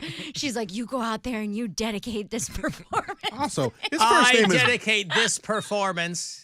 I knew Pete wasn't his real name, but it's Boutros. Yeah. And we could have been calling him Boutros this whole time. Right. Boutros Ghali? Yeah, Boutros. Former head of the Boutros. UN? Funny stop. Wow. Yeah, it was hard, It was dude. very hard. The And wake was. It was so when I found out, I ended the show at Hilarities and then went to find Nick, the owner of Hilarities, because they have a relationship. Yeah. And so I found Nick and we had a nice moment, just kind of talking about what what went down between them and his relationship with Pete over the years, and just those. Pete meant so much to me, and he was a guy that gave everybody a shot. Everybody. He Before lets- they deserved it most of the time. Yeah. He Well- did. He well- built up this community so hard, man. And Boutros Youssef Barakat. Yeah. 65 years old. I met him one time. I never performed there. But he seemed very, very nice. He was incredibly nice. He listened to the show all the time, Very too. generous. He would constantly be texting me while we're on the air, and he has a lot to say about Poundcake. He always called him Half Cake. That was funny. Half Cake. You're all gay, by the way. That was his best burn. You're gay. But it was... Even Poundcake performed at the Funny Stop, didn't he? Yeah. I did. I years ago. Mm-hmm. So who runs the club now? Well, that was the thing that was surprising to me is that I was at the wake Friday night. A lot of comics. You could tell who was a comic because they were poorly dressed and laughing. And the one comic goes, all right, I got to go start up the shows. I was like, where? They're like, the Funny Stop. I was like, they didn't even take a week off. So I know that They got shows booked. a couple of the comics were helping, fill in for sound and seating and things like that. He's taken kind of a step back over the past few years anyway, just because he's gotten a little older, and there's comics that will help run things. There's, a staff there that's very capable. His wife is very capable. His brother was his partner. He knows the business. So I think it'll continue to be just that. And maybe his sons might want to step up and do something with it. I don't know. His sons are still local? They're in college. No, I think they're out of college now. Both Really? of them. Yeah. It's heartbreaking. Pete was he talks shrimp and he gets in your face and he'll heckle you from stage. And if he was mad at you, you would know when he was actually scream mad. in your whole face. Well, he screamed at me a couple times, And so he bought it from Nick Costas down there? So, yeah, there was the original Hilarities, which was the one that he bought down in Cuyahoga Falls. Then Nick moved one downtown in Cleveland, but they kept the name until the mid-2000s, and then it burned down, and then Nick finally had to say, hey, I'm running my business, and you're still using this name, and we had talked about it for a while. Burned down? Well, the original club had burned down in 2005. Boy, comedy clubs are so flammable. So many clubs over the years have burned down, so he moved only to be rebuilt. He moved it to a different spot up the street from where the original location was. Yeah. And that old location was some of the funnest shows. I mean, I only did it a couple times, but they were really, really fun shows. And he had that club packed all the time. And it was awesome. So I'm happy. He's that a I got pillar to of the be community, there. right? Yeah, and I was happy that I got to perform in the original club, and then kind of build my career at the new location. And then after a while, he eventually changed the name from Hilarities to the Funny Stop, and always took a lot of pride in his club, in the chances that he gave people, and all the just in the scene in general. Never resentful of people that he launched. Absolutely resentful. Super resentful. No, this guy was defined by his sense of resentment. No, he was great guy. He was. From what I heard, the hummus was great. Oh, so good. The hummus is still great because Nadal makes it. His wife makes it, and she makes the best hummus. So it's a bummer. It's just I can't shake it from my head. I can't stop thinking about it. Understood. And you know what, though? It probably won't even set in until your next weekend there. It will. You feel it. You feel that loss. Well, I'm doing theaters now. Sorry. My bad. Just kidding. Never mind. You're going to leave him in the dust anyway. No. I'm kidding. Was his body present at the funeral? Yeah, they brought his coffin. Did they have the casket open or no? It was closed. Okay, so I didn't see it open. The wake, there was an open casket. I tried casket. to open it. They said, get out of here. Sir, please and stop. when they yell at you to not open a casket in Arabic, you don't open the casket. It's very threatening. It sounds very aggressive. His casket was open at the wake, and that was really tough. But I was with... he probably didn't look much different. Well, no, I was with a buddy, another comic, and I looked at him, and it's that is when it hit, and I was really having a moment. And then at the same time, I was I'm waiting for him to get up. Because we didn't get to see my dad, It was prime COVID. So the last experience I had with death wasn't an open casket with someone that you care about, and Right. I'm literally waiting for him to get up and call everyone gay for crying. That's You're gay for crying. You're gay. You cry too much. Yes, 100%. It was a very emotional, but they had all these pictures of him from the 90s with feathered hair, and I'm Wow. what is this? So it was I feel like wakes are cool in that way, where there are people sharing fun stories and looking at old pictures and kind of poking. That's why I chose to go to the wake instead of the funeral personally.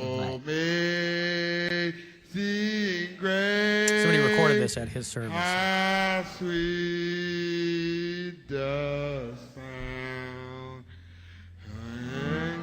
Is that guy Lebanese? Is this brother, one of his sons? Well, Pete, we barely knew you. Bill knew you really well. I barely knew you, but he was a very nice man. Last time I was at the Funny Stop was in April, and we had this moment where, he had paid me. He'd always say, that's fair. And I'm like, yeah, that was what we agreed on. It's fair.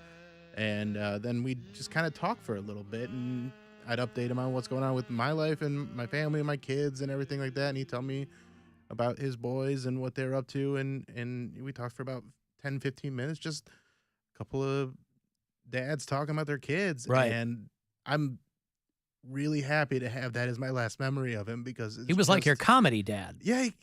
I mean, he really was. And so that's a good last memory. I just wish it wasn't the last memory You didn't I had know of it was him. going to be. Yeah.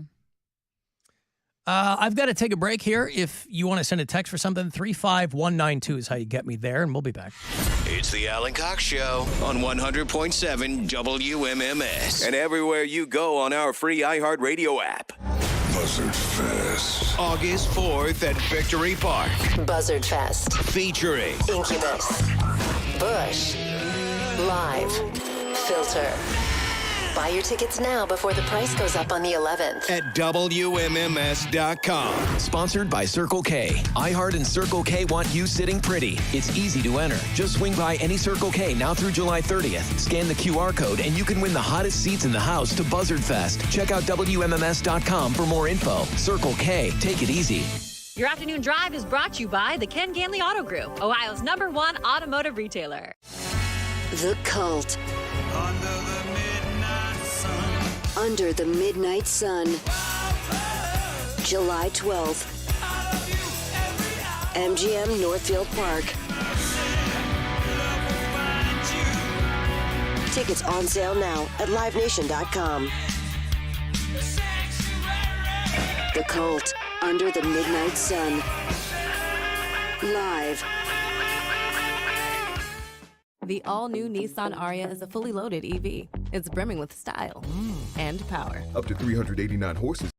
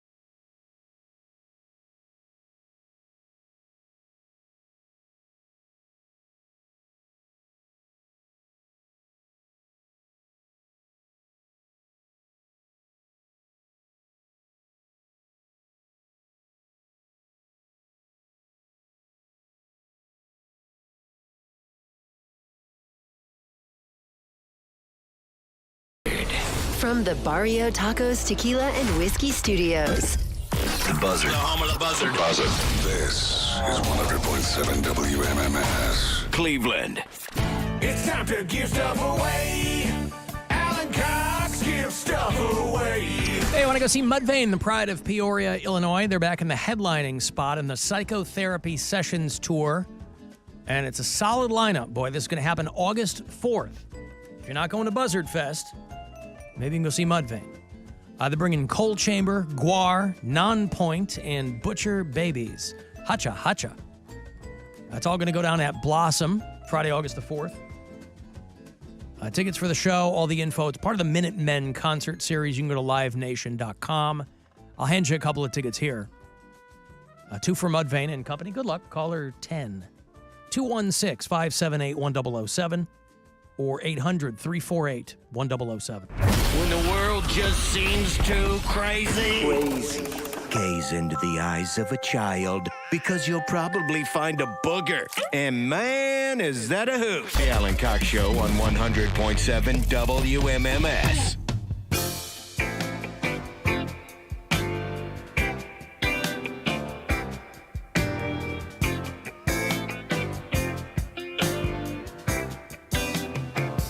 I was tired of my lady. We'd been together too long. Like a worn-out recording of a favorite song. So while she lay there sleeping, I read the paper in bed. And in the personal columns, there was this letter I read. If you like pina coladas and getting caught in the rain. Dude's almost 80 now. You know, he only had this one big hit. Pina Colada song called Escape. The guy's name is Rupert Holmes. But I think he's a murder mystery novelist, Mary Santora. No. Might want to look at, now he just writes books. Might want to, if you're looking for a new, figure him out, look for a Rupert Holmes book. Look at this. Today is Pina Colada Day. I don't know how many people, for those who celebrate, happy Pina Colada Day. Man, I love a pina colada. I love Never coconut. had one. What? I've never had a Pina Colada. You like coconut? Yeah. Dude, you love one. Coconut flavored anything I'm on board for. It's coconut and chocolate, right? No. Coconut flavored gasoline. Yes, I'll drink it. No, It's you can't. It's coconut. alcohol. It's what's the spirit in a pina colada? Rum. Oh, rum, of course. Coconut, pineapple juice, rum, a little bit of lime. Do you know what pina colada means? A cool pineapple. Very, very close. What? Strained pineapple. You know, like when it's trying to deadlift? Yes, straining. Prolapse. Ugh. Prolapse colada, Bill. Do you know what that translates into in English? A good time. Yeah, man. No, I've never had a pina colada. I've had a Mai Tai. Not even close.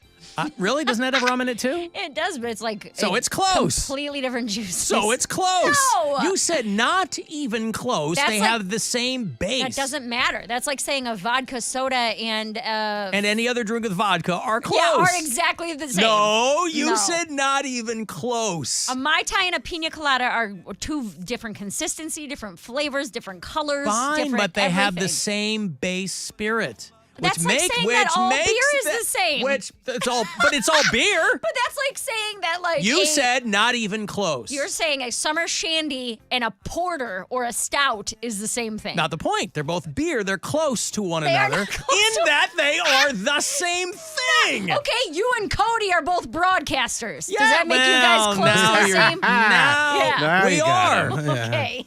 Cody and I are both broadcasters. That's absolutely correct. That's the Sprite pina and colada. Coke are both soda pops, but they don't taste the That's same my at whole. all. It's what I'm trying to She say. said not even Because close. Sprite and Coke are not even close. They're both sodas. It's not. If you wanted a Sprite and someone brought you a Coke, you'd be furious. I would, because Yeah. it's not what I ordered. If I said, give me a soda, and they brought me something, I'd go, That wasn't more specific. No, that's one of the worst arguments you've ever had. Really? Yes. Really? Yes.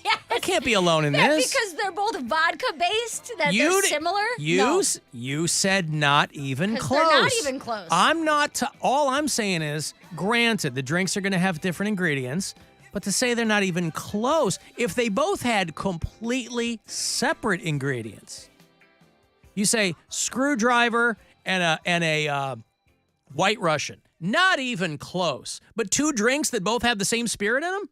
But they do. That's a screwdriver and a White close. Russian both have vodka in them. Whoops. Yeah, So you jackass. Okay, two drinks with completely different. Do they really? Yes. Two. Thank you for proving my point. I Just don't. bow No, out. I didn't Bow prove your point. out. Bow out now. No, Bow out because I'm now. right. You're not right. You're not even close to being right. Two drinks with two completely different sets of ingredients. Not even close. Two drinks that both share an ingredient. A singular ingredient. One ingredient. The main thing. No. Rum. The reason you're drinking it. Otherwise, you'd be drinking pineapple and coconut water. The main thing, you can't say, not even close. You can't. You just They're both proved my point. I By didn't. saying a White Russian and I picked the a two. screwdriver. Those both have vodka in them. But I'm a dummy. I didn't remember that. What I'm saying is, if I picked two completely different drinks, you said not even close. I go, oh, you're right. Two drinks with the main ingredient in them. Can't Doesn't say not matter. even close. It does. No, it doesn't. It does. No, it doesn't. You can't say not even close. They're not close. As a former Completely lush, different. Everything consist. Pina do coladas. they both have rum in them? That you're not. So they're that's not the point. It is the point. Are you and Cody the same? Yes, we're human beings. Okay. Homo sapiens. If someone. They just doubled the homo in mine. I can't say that. I'll let you talk about it. Just because something has the same base. Alan, I'm doesn't- going with the former bartender alcoholic on Yeah, this one. seriously. You didn't Okay. even know the main ingredients.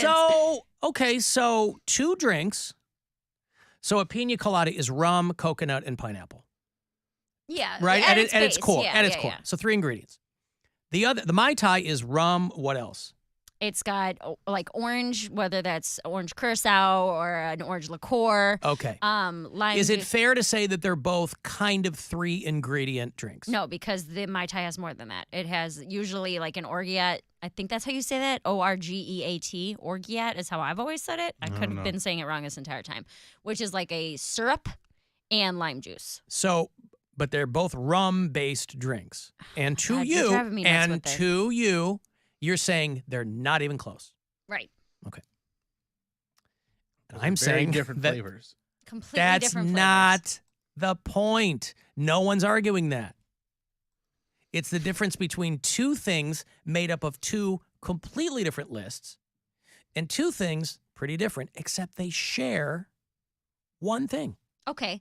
That's like saying that a perfect, expensive filet mignon is the same thing as a taco from No, Taco Bell. They're not- both beef. Nope. They're both beef. I didn't say the same. Okay, You said similar. you said yes, similar. You would refer to a You Taco said- Bell taco you and said- a $100 piece of meat as similar because In they're that both they cow. in that they both have meat. No. Yes. Absolutely not. You said. Absolutely not. You said. They're not even close. Okay. And I stand by that You said wholly. not even close. Just like an 89-cent beef in air quotes taco is not the same thing as a $100 cut of Wagyu beef. Just because they Beef both in came air from a quotes. cow. Beef in air quotes is on incarceration this coming weekend. My They're going to God. be probably midday. All right. Unbelievable. It's a semantic argument I'm making, and I'm just saying that That's if you, all the ones you make. That's how you try to win. no, by it's not how I try semantic to win. It's how I arguments. usually win, and I win this one. You don't win this You one. can't say not even close when they share an ingredient. You cannot. People go, Okay, oh, is canned tuna and ahi tuna you would get at a sushi place the same? they're Or both similar? tuna. They are not even I close would to say the same thing. Because what? Because one's $100 and one's $5? Because they're not the same. They It have dep- different it flavors, depends- different textures, it- different Yes, preparations. those are all different. So they're right. not even no close. one's arguing that. No one's arguing that. Well, it's like how But I really like a pina colada, but I don't like drinking laundry detergent. They both have water in them. Yeah. Which means one ingredient, so they're close. But that's a fallacious argument. You wouldn't drink laundry detergent. People were doing Tide Pod challenges. 2018, I would. 2018, I would. I don't recall you doing that. Nah, I don't tell you everything I do. Yeah, that's true. You kept your Tide Pod phase to yourself? Maybe. Okay, so to you. Again, I'm not, or Barbie and Oppenheimer are the same because they're both movies. Nobody says the same. Similar. The only thing I took exception with was she said not even close. Because you said that's kind of like a Mai Tai. And I said that's not even close to a Mai Tai. In that they both have rum. That'd be like saying that lasagna and shrimp Alfredo are the same because they both have noodles in them. You can throw out 100,000 examples of the same. I'm trying to give you one to make your brain work. No, I'm saying if you're talking about two drinks that share the main ingredient, which is, for an alcoholic drink, the spirit. It's not the main ingredient. It's actually the least of the ingredients if you want to talk about per capita. But you're not drinking. Which kind of per capita? You're not drinking. You're not drinking. There's more juice than anything else in one of those drinks. There's only an ounce and a quarter of rum. There's many per capita. It's like per capita relative to what? Listen. There's an ounce and a quarter of rum in that Okay. entire drink. Now, again, I'm not saying you're wrong. I'm saying I think that if two things have a common ingredient, you can't say not even close. Alan. That's what I think. Well, that's a very, what I very think. wrong statement. So- That's what. Now you're telling me I'm wrong. I'm not telling you you're wrong. Well, So that's high fine. C I'm telling you what I think. And laundry detergent, I can't say they're not even close because they both have water in them. But you wouldn't. Again, Doesn't it's a matter. it's a No, fallacious but- argument. We're talking about two things that you would consume. One of those you wouldn't consume. No one would drink gasoline or laundry detergent or.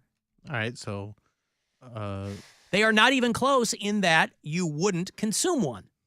Okay. but they have the same ingredients. Beef and fish. Both animals. Yes. You're going to consume both of them. And that's the only way in which they're close. They're not close. You say, okay. Well, the only way these drinks are close is that they both have rum in them. And he's trying to say that Because makes you're them not- similar drinks because Yes. they both have rum. Just like if you ordered a hamburger and someone brought you out a piece of fried cod, The you'd be like, close enough. It's both an animal. said They are a similar. screwdriver and a white Russian. And then And you then proved my point. proved The your point argument with that should have one. stopped there. Yeah, Because exactly. they both have vodka, and that was your example That's of two me. things being No, different. that's not proving your point. That's me not knowing what's in those drinks. That's you not being you not being well informed enough to have this argument. That's why I asked what was in a pina colada, and you said rum, and I said, oh, like a Mai Tai. You said not even close. I said, but they both have rum. That was all I was saying. Doesn't matter. It doesn't matter. Doesn't Okay. matter. All right. Pina colada is a rum-based three-ingredient drink. A Mai Tai is multiple sweet ingredients combined with all the rums, someone says. Doesn't have to be all the What rums, I but know it is about- light and dark. Light and dark rums. Yes, in a Mai Tai. It's a dark rum float. What's in rum ham? What? I don't know, but we're going to get Rip S on rub ham. On rum ham, that's right. Okay, listen, I could be wrong. You are wrong. I'm wrong a lot. All I'm saying is to say not even, well, you know what I'm saying. I'm not going to, whatever. Alan, this is Joe and Stowe. Following up from your bird themed topics you had, from saving one in your garden to them flying into windows, there's a rare gull that's showing up in the east side of Cleveland over in Euclid called a Heermann's gull.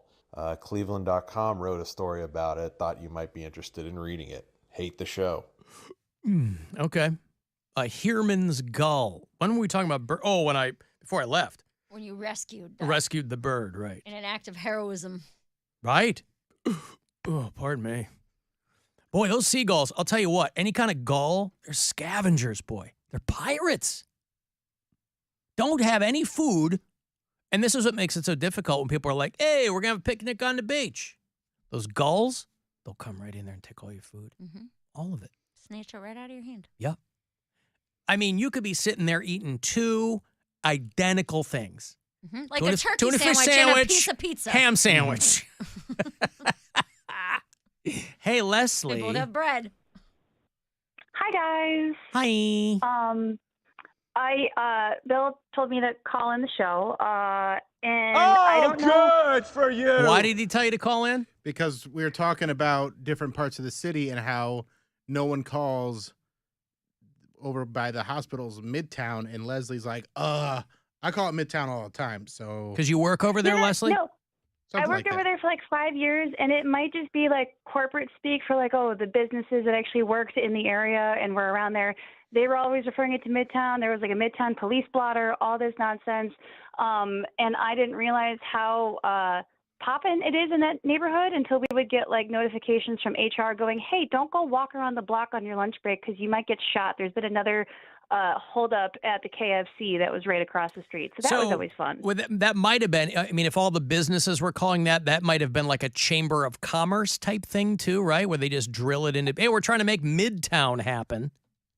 I think so. And like at one point, they ended up doing like some sort of developer thing where they had all the local businesses, including the employees, do like a big talk at one point about like, hey, we're trying to develop this area and build, housing and build these spaces for new businesses to take over. And apparently the developers did not like it when I asked them, so what are you going to do about the people that you're displacing? And they're like, well, we'll get into that later. And they never got back to that in the meeting. Yeah, they're like, oh, we got some bleeding heart tree hugger over here. Wants to know what we're going to do with all the displaced homeless people. Hey, Leslie, is there anything, gentrified, yeah. Is there anything else you didn't realize until recently? This is the real reason I had her call. Oh. Well, so Bill came over to our house on 4th of July for a little barbecue, and it was great until he went to go grab a burger, and he looked at me. He's like, what the hell is this? And I'm like, it's I didn't lettuce. say And that. he's like, I said, I think this isn't lettuce. I think this is cabbage. Keep in mind, my day job, I'm a scientist, so let me be very clear. This is Parma Public Schools, so they didn't teach me much. And also, like, this is out of my purview. I'm not a chef. I thought it was green and leafy, therefore, and it was round. I thought it was iceberg lettuce, and it very much was not. Iceberg lettuce can be pretty pale. I bet it tasted the same. Science is a liar sometimes. Shut up, Mary. Cabbage and lettuce are both green and come from the ground, so it's probably exactly the same, to be honest with you. Not even close.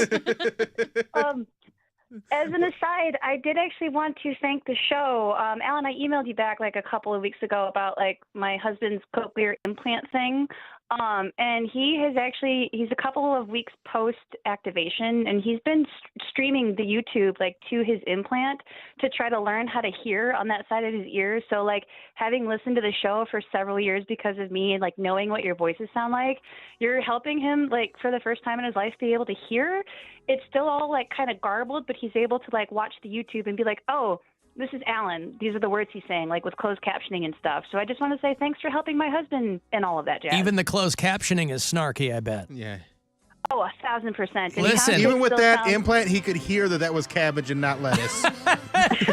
This is the kind of call I like to get on a day where somebody could be listening to this program for the very first time. Does this show change lives?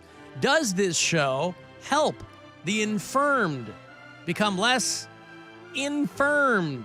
Does this show illustrate the differences between two alcoholic beverages? Sure, yeah, sometimes. Okay, hey, Alrighty. listen. Yes. All right, Have a thanks, great day, Leslie. guys. Hey, you too. Thanks, Tell everybody Leslie. in Midtown that we said hello. Love you, bye. I love you, bye. All right, I got this Buzzard bike key to give to you. We are going to be giving away, finally, our custom Harley, courtesy of Budweiser and WMMS, to a winner in a couple of weeks, but still plenty of chances for you to grab one of these keys that could fire this puppy up. So if you want to get the key from the show today, be caller number 10 216-578-1007 or 800-348-1007. It's the Alan Cox Show.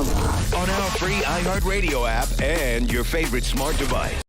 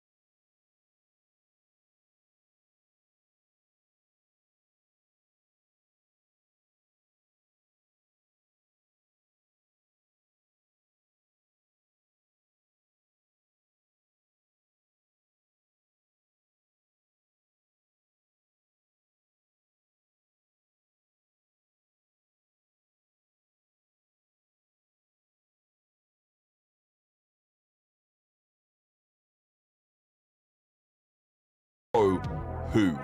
This is Sad Oligarch. Listen to Sad Oligarch on the iHeartRadio app or wherever you get your podcasts. Now it's time to give stuff away.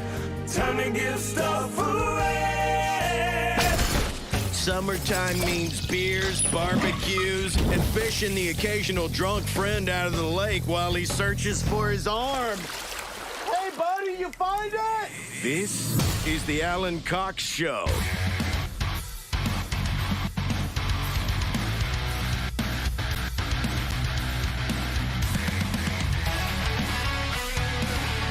I got a little ahead of myself there. I'm going to have those Eagles Steely Dan tickets for you if you're looking for those. A little closer to $450. They have announced their farewell tour. Eagles are going out one last time. It'll bring them to the Romo Fijo on October the 17th. Those tickets are not on sale until Friday. So 4 of you will get them before everybody else does. And then Friday morning, they'll go on sale at 10 a.m. I'll also have passes for you all week for the Cleveland Orchestra.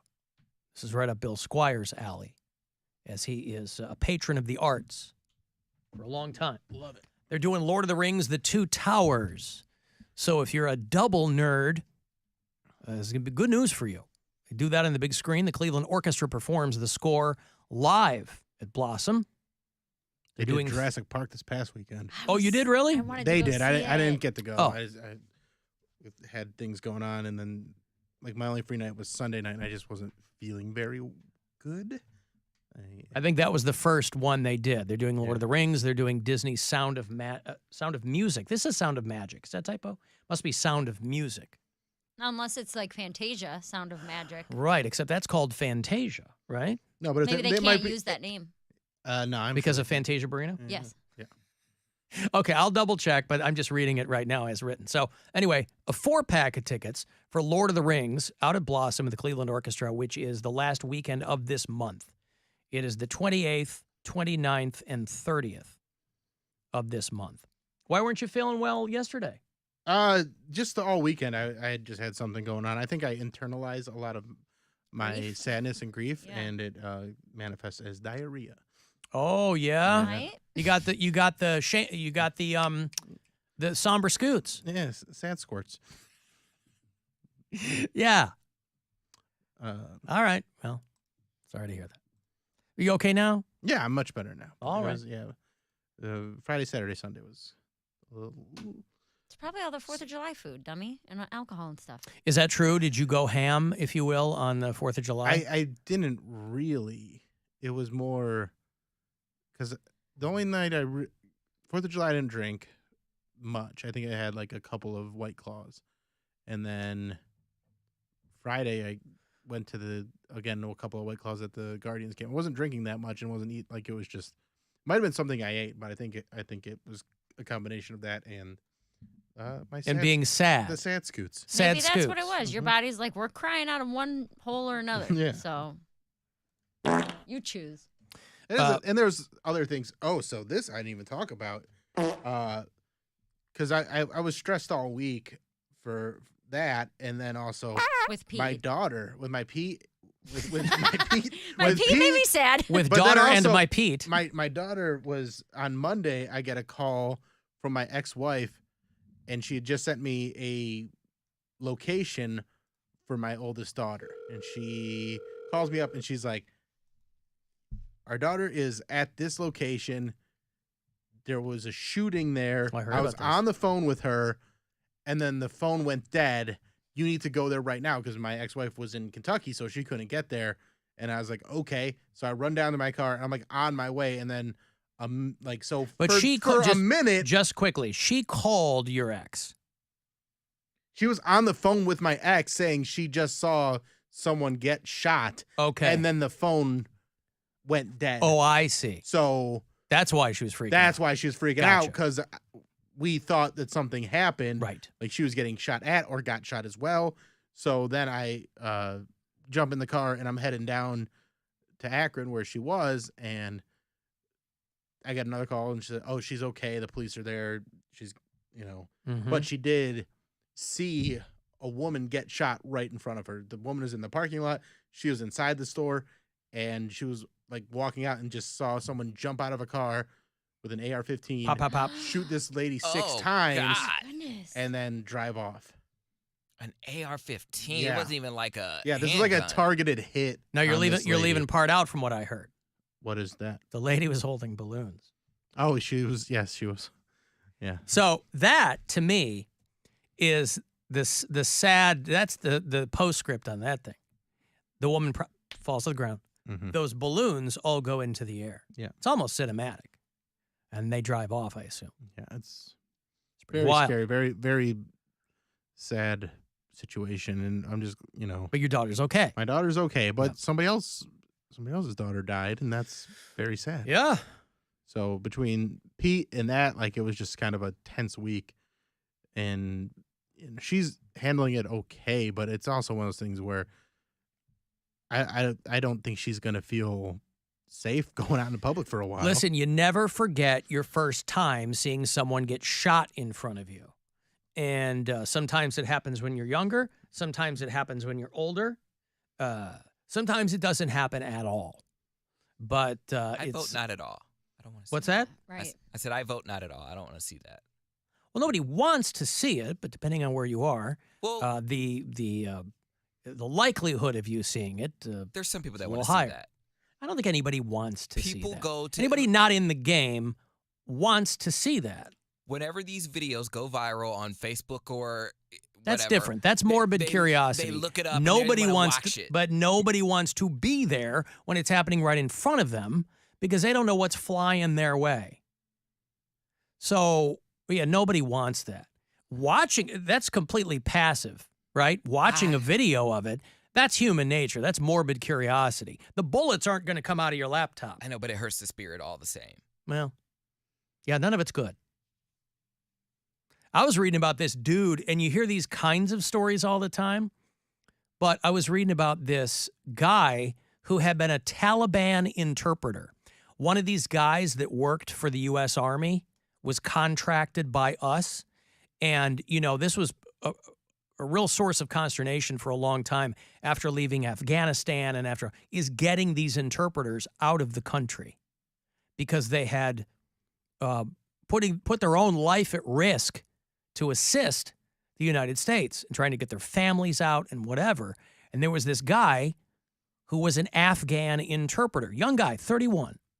And he had worked with U.S. Special Forces, escapes the Taliban, gets out of Afghanistan, got shot and killed driving for Lyft. My goodness. In D.C. 4 kids. Somebody found him dead in his car with a gunshot wound. He was working the extra late shift. He was trying to make money. And so now they have a GoFundMe for his widow. Imagine that. You're like in an insurgent-controlled part of the world, right? You're like, every day you could have been killed for assisting the American military, but you get out and you make to the United States, where, the motivations might be different, but everybody's still armed. So it's similar to the Taliban. Like a Mai Tai and a Pina Colada are similar. Yeah, they both have guns. It's similar to that. Well, somebody pointed out too, Mary, in the break, that those are both also tropical drinks, another way in which they are similar. Ah, okay. Now, I'm not going to belabor the point because I know I'm right. Okay. And there's no point in diving back into that. You're right. You're 100% I right. would rather give somebody $1,000. That's a nice thing to do. It's courtesy of the Buzzard bookie. Our fingerprints are nowhere on this money, by the way. It's free and clear, Why don't you give them 1,000 pennies? It's still 1,000 units of a currency. but that's not what this is. Okay. This is It'd be $1,000. similar, though. Well, it would be similar in 1 sense. And that it was 1,000 units of something. Of currency. This is That's dollars. 2 ways. Way better than cents. Currency and units. There's simply no way to know what the giveaway would be if it was 1,000 cents, but this is $1,000. Good luck. This is your chance to bet with the Buzzard bookie and win $1,000 now. Enter this nationwide keyword at WMMS.com. Bills, That's bills. Enter it now at WMMS.com. Alan, I've been calling it Midtown for 40 years. You guys are all wrong. Yeah, I'm not well versed on the east side at all. Once you hit East 9th, right here, and you're fully on the east side, I get a little bit spun out. But people who are over there are like, it's been Midtown for 25 years. We call it that. All right. I'm like, all right. I'm just not over there all I don't that know. often, so I wouldn't. Yeah. I don't use it that often. That's different than University Circle? Yeah, I think so. Midtown is closer to downtown, I would imagine. Midtown's also a good pop punk band from the late 90s, early 2000s. Yeah, there you go. Pretty soon, you know, if all goes well, maybe it'll be immortalized at the Punk Rock Museum. That'd be cool. A lot of people asking me, because we were out there all last week, if we saw the Sphere. We did see the Sphere. That thing is insane. It is bananas. I'm sure seeing it in person's even crazier. Because it looks just, in the daytime, it looks ominous because it's a giant black sphere. This is like this $1 billion project, the biggest thing they've done in Vegas like $3 billion in a long time. Actually. Is it? Yeah. Even better. I'm jealous because when I was there, it was still under construction. But I thought it still was. I think it technically still is, but they wanted to give people a little zhuzh for the 4th of July. We literally forgot about the 4th of July. We were having dinner at this tapas joint in the Aria Hotel. And, 7:30 dinner. And these dinners take a while. So we're walking back through the casino. We're going to take the tram back to our hotel. We're like, where are all these goddamn people? Because it wasn't nuts to butts like you think 4th of July week might be in Vegas. So anyway, all these people are coming off at like 10:30 at night with their kids. And we were like, 4th of July. Because I think they were shooting fireworks off of the Caesars roof or something like that. But we saw, first they light this sphere up like the American flag. Then they lit up like the moon. They're going through all these permutations. It is wild. A lot of people probably saw it on social media if you weren't there, but it's crazy. U2, I think, is going to do the inaugural concert there, but I can imagine they want to do all these massive productions and the money that they've poured into this because obviously if you're going to, at this point, make a destination in Las Vegas, for Christ's sake, you really have to go above and beyond. And I think the outside is all screens. The inside is all screens. So I could see that conceivably being very, discombobulating if you were seeing a show in there. I'm sure it's super cool, but I would also imagine because of this massive sound system that's in there and, I don't know if they're going to have monster truck rallies in it, but that'd be fun. Pretty wild. $2 billion, 150,000 speakers inside for the theater, somebody said. Yeah, it's wild. It's very cool looking. Imagine when you're driving down the road and you see it, and they could probably make it blend in with its background, and then make going invisible mode, and then all of a sudden, bam! There's a spear. Or there's a big spider or something there. They can make it it's a spear. You could do whatever you want with it, but you can make it 3D and make it like a spider is attacking or Godzilla or something. Yeah, I think the plan is they're going to do all kinds of wild stuff with it. But that was the first. I don't know if it is technically done. I got the impression that maybe it's not. They're ready to open the doors yet, but because I think that U2 show is going to happen this fall. Alan, I was literally just talking about this with my hairstylist. It opens on September 23rd. Okay. So maybe the outside's just done so they can do those light shows and stuff. Yep. I think they wanted to give people some stuff. Imagine, this is where my mind goes, but just imagine the person working the computer for that sphere. I would not want the responsibility. Imagine if a nude pops up on there, you forgot to close a tab and you just looking through I don't know. Do you think it's hooked up to It might be. someone's personal laptop? Yes. There's a lot of things that are just controlled by apps. It might just be on screen share. You don't know. An app. Because he thinks that's how people can do it where they light up Terminal Tower. They're like, send us a text, we'll make it the color you want. They do. It is controlled by an app. Right. That's what I'm saying. But not everything's like that. Isn't that insane, though? You can control all the lighting for a building just by a little thing on your phone, boop. Yeah, they just fill it up full of Philips Hue bulbs, and then you're good to go. Charge people $50 and they bought $2 billion worth of Philips Hue balls. And they got this crazy amp. There you go. Hey, Drunk Sue. Hey, baby, how you doing? Sue, are you calling me from a well? No, I just can't get it off a speaker. I don't know what please what I do. did wrong. This is a somewhat professional production here, Sue. All right. Well, I just want to say a couple things. Can you hear me okay? Are you still on speaker? Oh. What? Just do the reverse of what you did to turn it on. I know, but that was a while ago. Okay.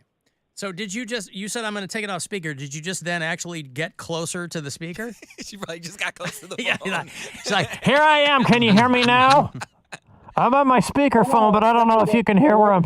Hello? What? Say again. Get away from it. Okay. What's up, Sue? How was your 4th of July? It was good. We just stood outside on the porch and watched the fireworks on the neighbors. Yup. I bet everybody was setting them off out there, right? And you could go 360 and somebody was, yeah. Yep. It was like watching a tennis match. Okay. So what's up? Turn your head that way. I just wanted to say, for Stacy's husband, I'm very happy for him. For who? Stacy's husband, the lady that called it a little bit ago. Leslie? Stacy. Okay. I can't. Thank you, Sue. I cannot hear what Sue is saying on her speakerphone between the bad connection and I think she means Leslie. Yeah, but, she does. Okay. Thank you, Sue. I'm glad everyone has their fingers intact out there in there in Canton. All right, I got to take a break here. If you want to send a text, 35192 to get me there. I will have those tickets for you to see Eagles in Steely Dan. They have set October 17th as their Cleveland stop on the farewell tour for the Eagles. It's a Tuesday night at the Romo Fijo. So if we can get to that show, hook you up coming back. It's the Alan Cox Show on 100.7 WMMS and everywhere you go on our free iHeartRadio app. Rover's Morning Glory. I heard Bill, the host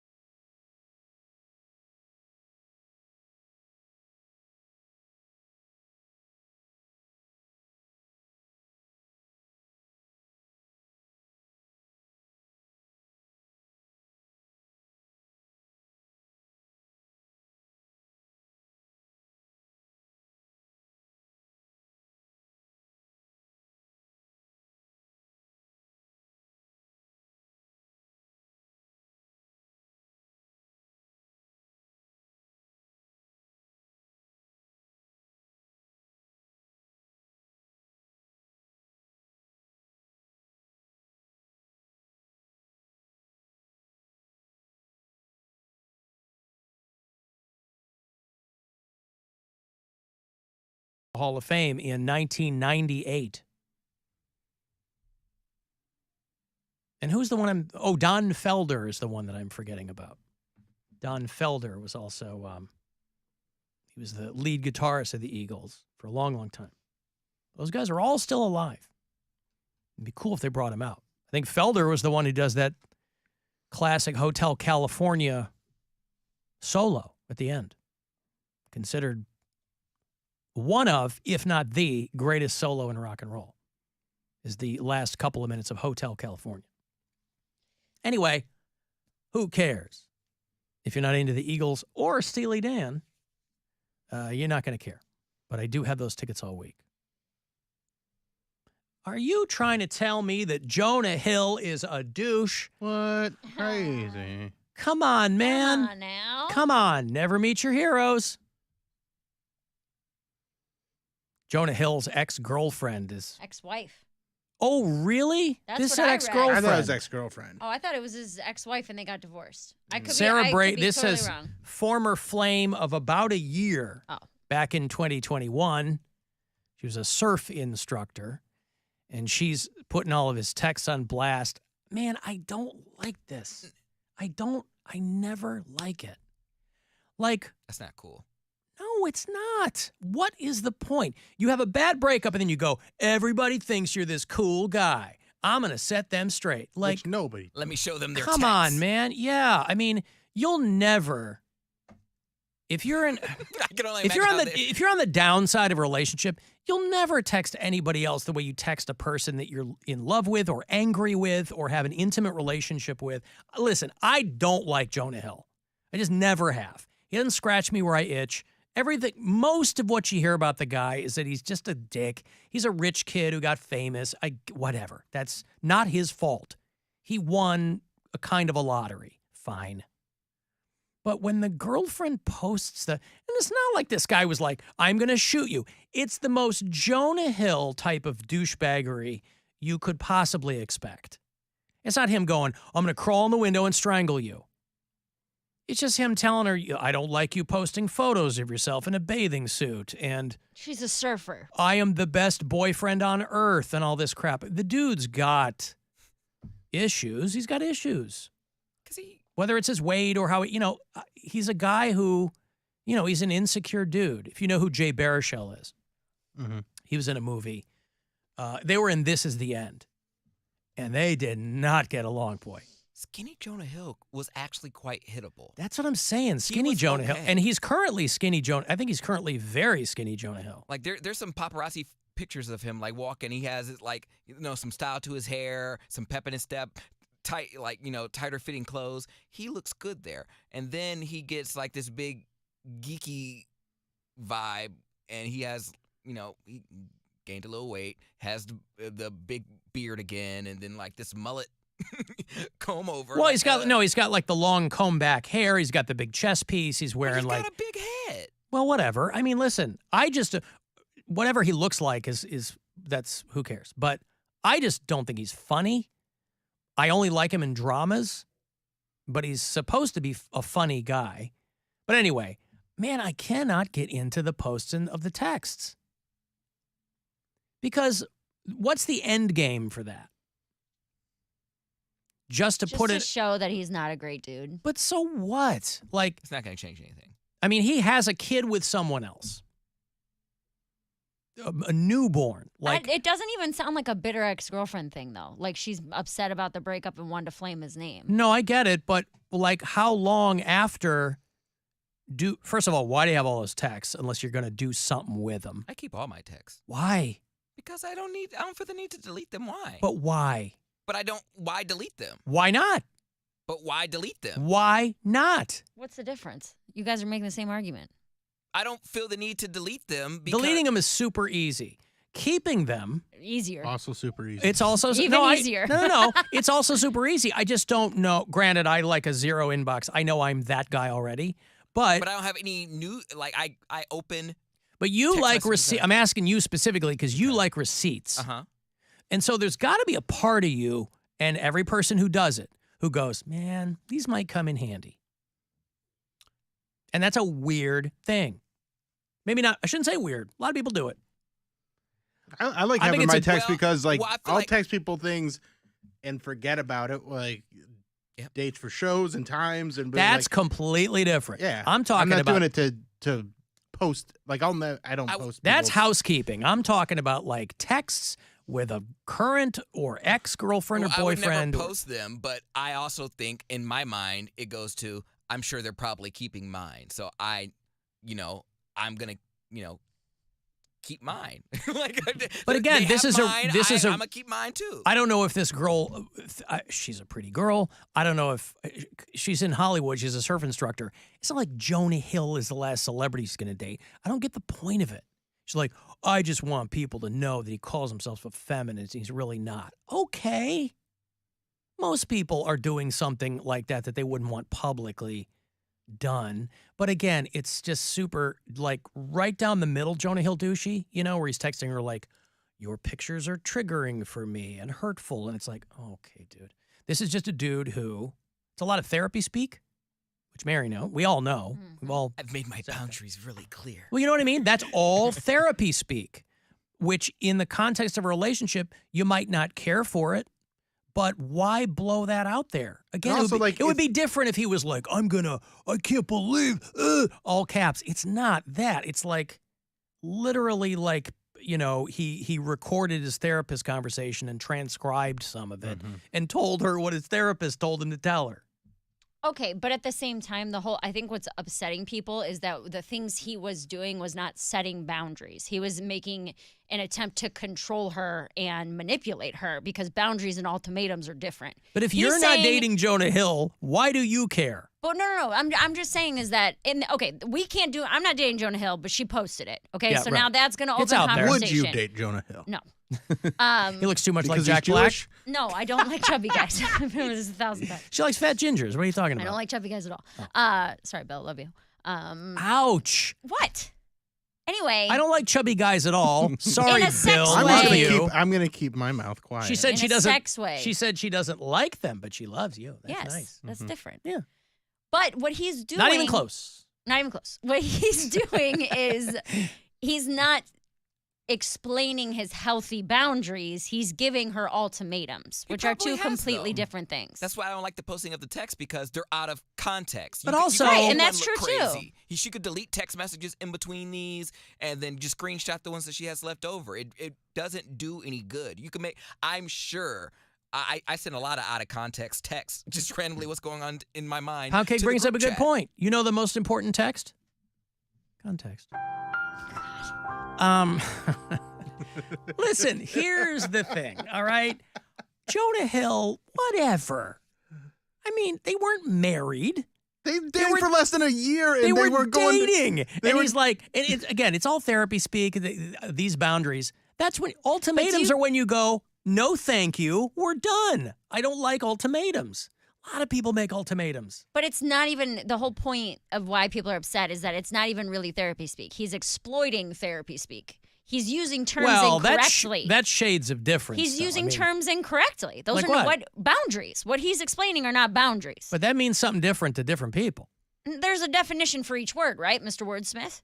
Right, but boundaries, if you're talking about therapy speak, means different things to different people. Just like love is a word, but that means different things to different people. Right, but setting a boundary does it. generally is not something that is done maliciously or trying to change a person. Setting a boundary is something like I don't even know. Like I've had to set them with my family. Like, hey, I'm not gonna. You can't financially rely on me anymore. I think this makes her look like a dick because I think again, they both look like dicks. But again, his texts are: I respect your skill in your surfing. I respect how you want to present yourself.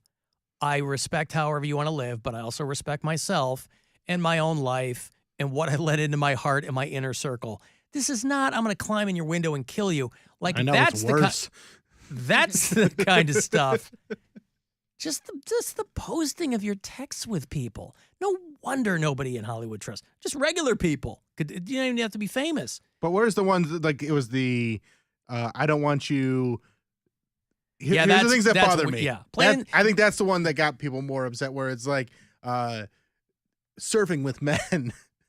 Yeah, like that'd be like if a guy came to me and was like, I have a healthy boundary of you not performing with male comics. Right. I'm like, that is not a boundary. That is you trying to control what I do, and I literally can't help it. It's my job. You're asking me not to do my job. I love how your therapist thinks I suck. I literally am the best boyfriend on earth. He goes, if you need surfing with men, boundaryless, inappropriate friendships with men, to model, to post pictures of yourself in a bathing suit, to post sexual pictures, friendships with women who are in unstable, blah, blah, blah. If you need any of those things, I am not the right partner for you. If these bring you happiness, I support it, and there will be no hard feelings. Blah, blah, blah. So is he saying the things that, yeah, it is weird. But okay, do you get But what he's I'm not saying? like, I don't see anything where he goes, do this or I'm out. He is saying you cannot post these pictures or we will not be a couple. He's saying he's limiting the things that she's, quote, allowed to do. No, he's telling her what he needs, which is what you're supposed to do. Be an effective. It's what your therapist will tell you. Tell people what you need. Now, I think you should drop some of your needs, but everybody's got needs. But he said, and if you want to do these things, that's fine. Just we're not going to be together. Right. There will be no hard feelings. These are the boundaries for my romantic partnership. So, yes, for a surfer, it's a weird list. It's a dumb list from an insecure dude. I mean, I think of it as she's a surfer, that's her job. I'm a comic, that's my job, right? So if a guy were to tell me, I have a firm boundary of you not posting pictures on stage. Right. That's insane. It is. You are right. So then you go, okay, I'm not going to date you anymore, but bye. I mean, this is you want to talk about semantic arguments. That's not a boundary. That's you telling me what I can and can't do. Those are two different things. If you want the guy around. So, but does that rise to the level of misogyny? People love wiping their ass with that word, boy, because it gets a lot of hits. But it seems to me, it doesn't make you a misogynist if you go, hey, here's what. Every relationship is two people. One of them goes, I need this. And the other person goes, well, I can't give you that. All right, then goodbye.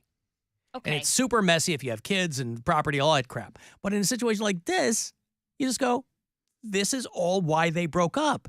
It doesn't make him a woman hater.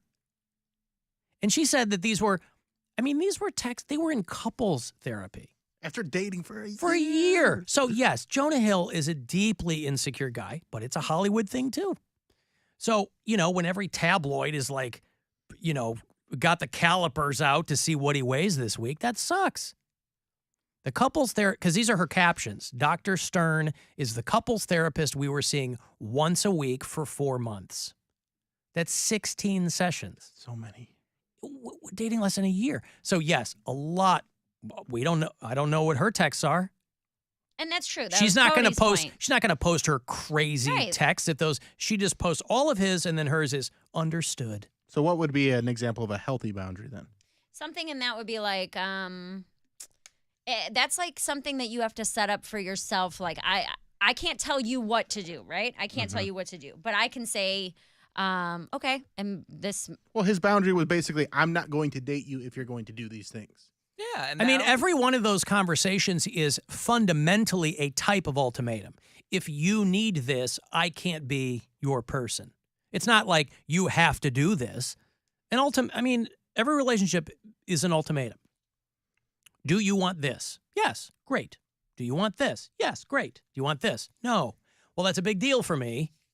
And so if you can't, we need to do something else. I mean, imagine if every person you dated. I just found another one of my exes is dead, by the way.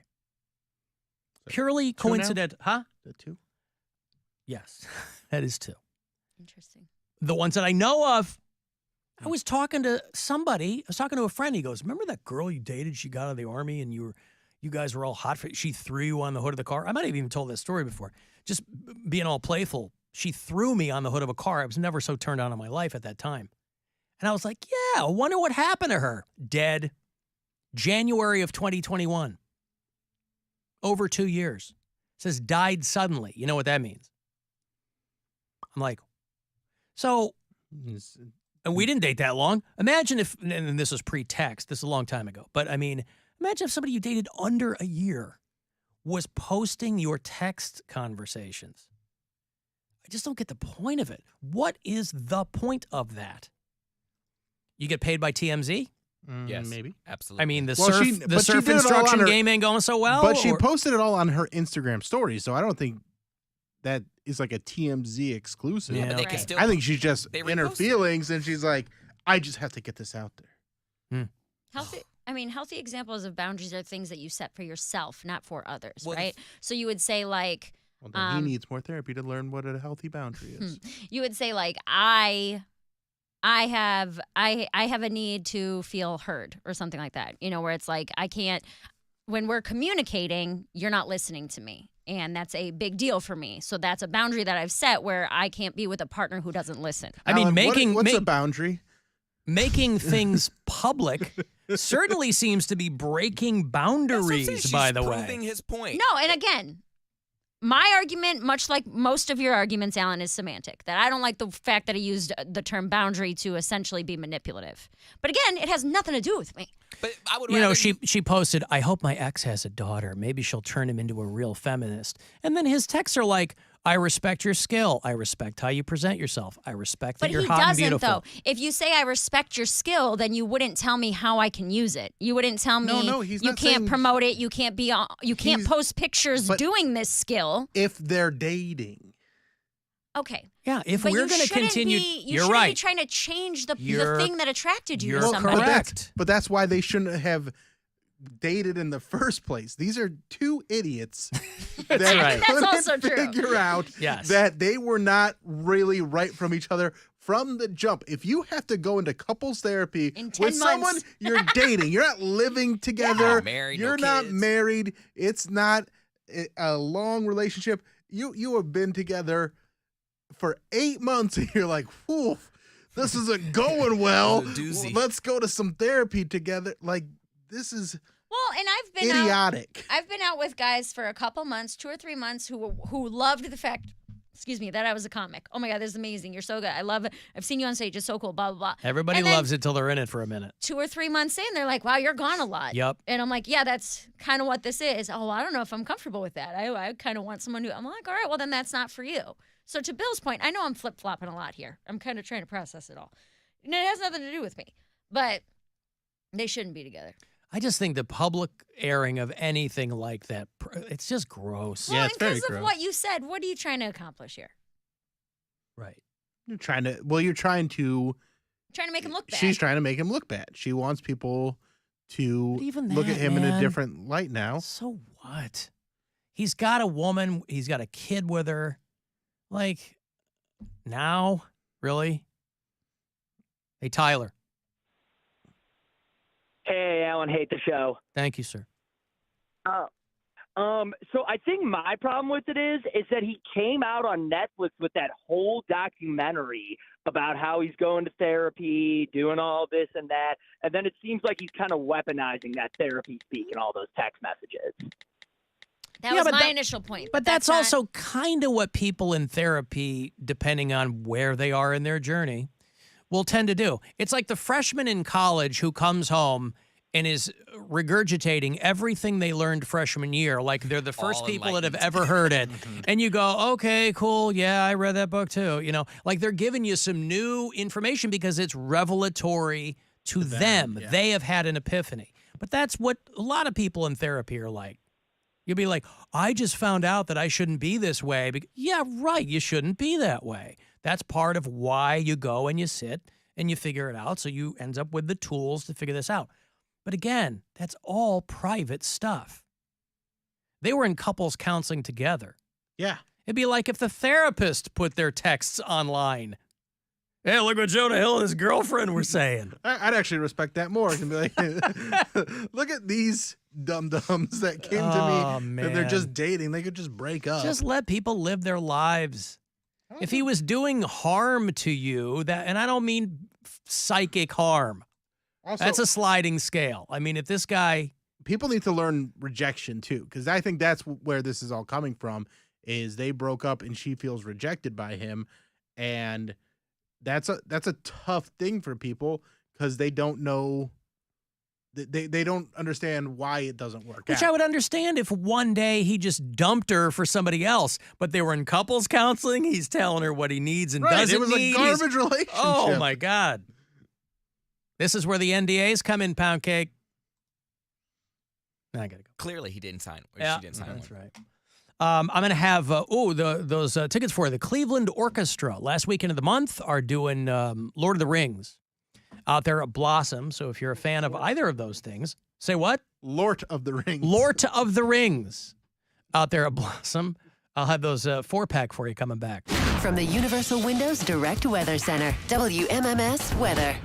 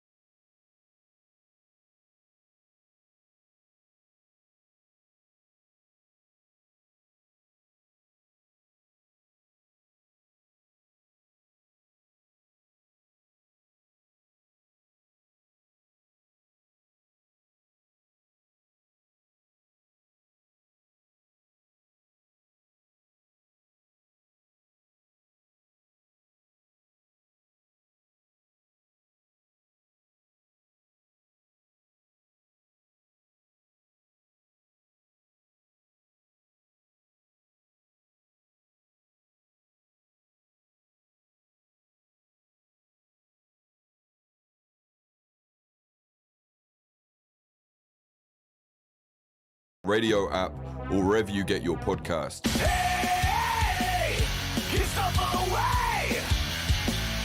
I want to go see the Cleveland Orchestra do their thing out at Blossom. It's part of the 2023 Blossom Music Festival. They did Jurassic Park. Last weekend of the month, they're going to do The Lord of the Rings, The Two Towers. They show that on the big screen, and the Cleveland Orchestra performs the score live at Blossom. It's thrilling. They're going to do 3 performances, 28th, 29th, and 30th. Tickets for the entire Blossom Music Festival. Go to clevelandorchestra.com. I'll get you a 4-pack here for Lord of the Rings, Two Towers out at Blossom last weekend of the month. Good luck. Caller 10. These 4 tickets are yours. Good luck. 216-578-1007 or 800-348-1007. If he sounds super excited to see you, hey, what's up? Remember, he is a paid performer. As a broadcaster, he's real good. Alan Cox on 100.7 WMMS.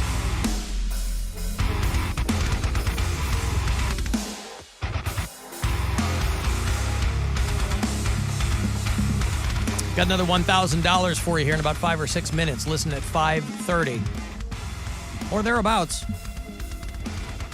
for your next grand courtesy of the Buzzard Bookie. It'll my second to last one for you today. We'll do one at 6:30. Rob is in for the Corey Roddick Experience tonight at that point. If you listen to us on iHeartRadio, first of all, thanks. It's not always easy, but appreciate the effort. Tell me where you do it, though, from around these United States. What am I hearing? Oop, hold on. Is that you? Not me. Steve listens in Hartford, Connecticut. Sebastian is in Salt Lake City. Andrew listens in Wilmore, Kentucky. Andrew is in Loveland, Colorado. These people are all immortalized. They're not all dead. Not all dead. Yeah, this is all our dead listeners over here. Hey, what's good for my exes is good for the listeners. Immortalized back here on the big map. Brian is in Hackensack, New Jersey. And Doug is one of our new bureau chiefs. He's in Fort Pierce, Florida. Where are all those beaches, boy? Everybody's down there having fun. And it turns out we are all ankle deep in poop. Beach feces is a huge, huge problem in the coastal United States. Yeah, the people who are real beach curmudgeons, you know, it's not like they've never had a point. It's just that for a long time it amounted to like, I don't like sand in my toes. But now that more than half, they say, of the United States beaches are contaminated with poop and raw sewage. It's not just Edgewater, making their waters unsafe to swim in. A report by Environment America. They tested 3,100 beaches. Close to 60% of them had fecal contamination. So that's human waste, animal waste. Companies use the oceans like a toilet. The factory farms and, you know, ask anybody who lives in an area where they're downstream from an industrial livestock operation and tell them how confident they are in their local waterways. Texas beaches, the worst in the nation. Freedom! 90% of Texas beaches have unsanitary poop levels. I don't know what sanitary poop levels are, but you know, there's always a sliding scale with these things. The top state offenders are Louisiana and Pennsylvania's Lake Erie beaches that had 100% safety failure. Now, it might occur to you that we are just downwind from Pennsylvania's Lake Erie beaches with our own Ohio Lake Erie beaches, which is, as you've noticed, are pristine to the point where you could just, dip a cup in there. Mosey on in. You could just mosey on in and have a high old time. That was the one thing. I took a big old swaller out of it, and I was like, uh-oh, That was the one thing I noticed on 4th of July because I guess I didn't realize where people Beach go. feces? No. I didn't realize where people go to watch the fireworks. There are various places, whatever. But everyone was at like Edgewater, and they make it a thing. They stay there all day. They camp out. You're like on a body of water there. Yeah, and I'm like, oh, I know they're getting in that water. And my boyfriend loves to go to the beach. Whenever we have like a spare moment and it's nice out, he's like, oh, let's walk on the rocks or let's dip our toes in. I was like, I don't want to just casually dip my toes in that. Does he know who he's dating by now? He does, but he knows I'll do it. I'll just complain. I was like, okay, well, if you're okay with hearing my mouth, and if I get any type of infection blaming you're taking the fall for this, I'll go. And he'll be like, okay. And one of these times he's going to mess up and he's going to regret it. He says, haven't I told you not to talk with your mouth full? They say that Oregon's beaches are the most consistently dirty in the United States. Yeah. That's unfortunate. Yeah, that's one way to put it. That is unfortunate. Well, because Oregon is very That pretty. the beach feces is getting between people and a good time. Swimming in poop water can cause... I'm sure there's a medical term for it, but I don't know. Poop water's not it? I do like beach feces, though. Isn't it? They're at incarceration this weekend. Respiratory disease, I ear thought it and... was a B-52 song. I'm sorry? A B-52 song. Beach feces. Darn. It was like a personal accomplishment as a kid to whenever I was swimming somewhere to go underwater, and I didn't know. My mom kept telling me, she's like, don't go under don't go under Lake Erie's water. And I'm like, it's water. Like I can swim underwater. I thought it was cool. I messed around and found out, and I saw a fish skeleton, and it scared the crap out of me.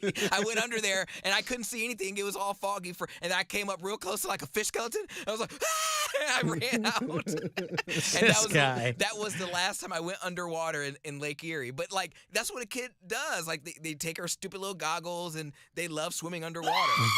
And I swam. It wasn't even like Edgewater. At this time, we were going to, like, Lakeview Park in Lorraine. That was our beach as a kid. So, well, the environment has finally caught up to somebody like me, who technically cannot swim. I won't drown, but you'll flounder. I'm not. Good pun. I'm not. I'll float, right? But I'm not getting in natural bodies of water anymore. I'm not doing it. I'm getting more scared of oceans the older I get. Because the sharks are practically walking up onto the shore? Well, anything. Sharks, jellyfish, fish, turtles, all that never, ever bothered me. But those are the things you can see. That's what I mean. I'm talking about the things you can't. Microbacteria. Yeah, the things you can't see or what's going to kill you. The poop water. The algae bloom. You can see that too, but... That I'm not so worried about. You're not worried about the algae bloom. Microbes. The doom duty. No. It's the living stuff that weirds me out, man. It's all living, too. No, like animals. Yeah. Well, I mean, we want to get into another semantic argument. I mean, I guess they are both living things. Yes, Mayor, I was going to let it go. Sanitary sewer overflow happens as many as 75,000 times each year in the U.S. And people still don't want to spend for infrastructure. Okay, cool. Ugh. And plus, in places like Houston, Texas, they've paved over all the wetlands. That's why those cities flood. There's nowhere for the water to go, so it just goes through the city and makes it much harder to filter pollution. So all those Gulf Coast beaches are always the worst because they've probably still got traces of, the BP oil spill or whatever. Yeah, we cleaned off all the ducks. Well, probably some other stuff out there. Anyway, let's say beach feces is your particular kink. You might like that. You might like to be out there and feeling up feel a little log hit your ankle. I'm going to throw up. It's not bad. They're not logs of poop. You don't think so? No. You don't think that there's kids in the water taking full-on dumps? I Of don't course think there that's are. happening. Of course there Because are. they would be doing it at pools, too. No, they wouldn't, because Yes, this they is would. no, because this is how people treat natural bodies of water. No. Oh, there's so much of it. Ugh. Just No. People Nobody's taking a full-on dump People in the don't water, treat Alan. pools like they treat the ocean or the lake. Nobody's They pooping don't. in the ocean. You don't think kids are pooping in the ocean? If they're in swim diapers and a little gets out, maybe, but nobody's taking their trunks off and making a full-on dump of it. You're from Berea. What You does don't that have to think do with anything? you out of anybody, you should know there's kids taking dumps in the lake. No, what is that? First of all, what does that have to do? Is there something about Berea? I don't know. Berea, she's diarrhea. from There you Berea. go. Because you Pooping always in the lake. Because you always call yourself a hillbilly. Right, but that has nothing to do with it. I feel like being Oh. a hillbilly doesn't have anything to do with pooping in water. It doesn't. No. All right. We gotta swim there. We're not gonna poop where we swim. You got people poop where other people swim. No. All right. I don't think Well, then people are how did taking all the full-on poop. then how where'd all the beach feces come from? You just said sewage runoff and No. animals and swim humans, diapers. humans, animals, industrial runoff. Humans, human poop. Again, from sewage, not from buttholes. It's just a different kind of pipe. Right. Not even close. Hey, I got to give you money here. It's $1,000. A couple minutes late, but still money for you. Good luck. This is your chance to bet with the Buzzard Bookie and win $1,000 now. Enter this nationwide keyword at WMMS.com. Check. That's check. Enter it now at WMMS.com. Hey, Intense Randy. Hey, how you doing? What's up, pal? How you doing, buddy? I got a little thing here to help you defend you when it comes to the Jonah Hill thing, because Mary's over here fighting you on this, and I wanted to ask her a question. Look who's in your corner, Alan. Go ahead. Well, wait a Randy. minute. Let me ask you a question, Mary. Remember, okay, you're a recovering alcoholic, right? So, but you don't like the meetings. You don't go to the meetings. You don't sit there and like what they're spewing to you. So wouldn't this be kind of the same thing as, like, you don't like what they're doing, so you didn't do it, but you're still doing great, correct? So basically, Alan is defending this guy because he's actually being honest, and that's actually a good thing. I don't think this guy is being creepy at all. Yes, he is a weird guy. I agree. I don't understand the I don't either. connection you're trying to draw between me Oh, the going. He made it Okay. perfectly clear. It's as clear as beach water. I get it. The connection I'm trying to make is the fact that you are a non-drinker and you don't like what they tell you in AA meetings, and you said you stopped going to meetings because if you go back on the tape a year or two ago or whatever, however long ago it was, you said you don't go to meetings because of it's like too depressing or whatever. But so this guy is basically doing the same thing, but not obviously in an AA setting. I mean, Okay. it's not hard to decipher. What's not clear about this, Mary? I'm not drawing the parallel. He just I'm told you it's not struggling. hard to decipher, Mary. I'm struggling between the parallel of telling your significant other you're not allowed to talk to men and me not going to an AA meeting. Okay. Let me take this down to a kindergarten level then. Please do. No problem. I thought that's where we already were. It's got to simplify because Mary's this guy dumb. Jonah Hill, this guy Jonah Hill actually said, "Hey, no hard feelings. If you're not down with the way I would like this relationship to go, I think that's pretty respectful to a person instead of just sitting there playing games with them and dealing with it in a weird way. You understand? I mean, you don't like what AA's telling you, but yet you're still a functioning, perfect non-drinker, and I'm really proud of you, by the way. And it's amazing how much funnier you've actually gotten since you haven't been drinking. I love you, Mary. I really do. I really, really do.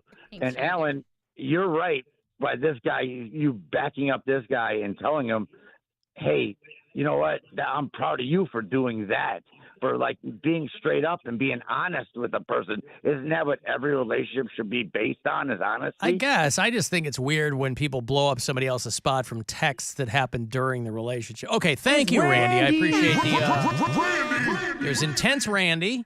Intense as always. I'm not the only one confused, right? Yeah. I'm not confused at all. Very clear. I got it.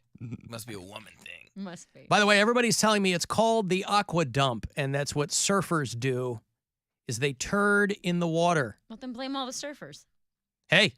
All the beach There was a lot of There's surf culture talk in those texts. There is a... That's part of surf. I don't want you surfing with men. I don't want you surfing in their dumps. I don't want you taking a poop in the ocean. Mm-hmm.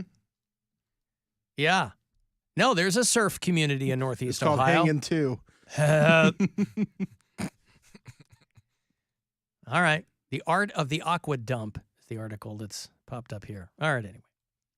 Full-on logs in our nation's waterways. And what could go wrong with that?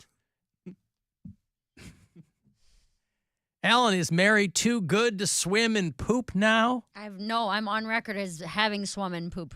Yeah. Swam. Whatever. Yeah. Swimmed it. I had a yeast infection for about 3 weeks after I swam and poop. Alan, I've known full-on adults to take a dump in the lake. Alan, I poop in the ocean when I'm at the beach. What's wrong with you people? My friend pooped in the ocean. Anecdotal evidence. Boaters take dumps in the lake. Anecdotal evidence, all of it. Just because you know someone who pooped doesn't make poop real. I've definitely had to fish a log out of the lazy river as a Kalahari lifeguard. Oh, definitely Kalahari's. Well, that's what kids. I'm talking about Oh, the kids. lazy. No, those are adults. That's a really lazy river. The river's supposed to be lazy. You get your ass out and go to the bathroom. Alan, last week, the city pool in University Heights was shut down 3 times in a day because of 3 separate poop incidents. Yeah. It's not always a payday. That's right. Don't pick that up and bite into it. I've got to take a break.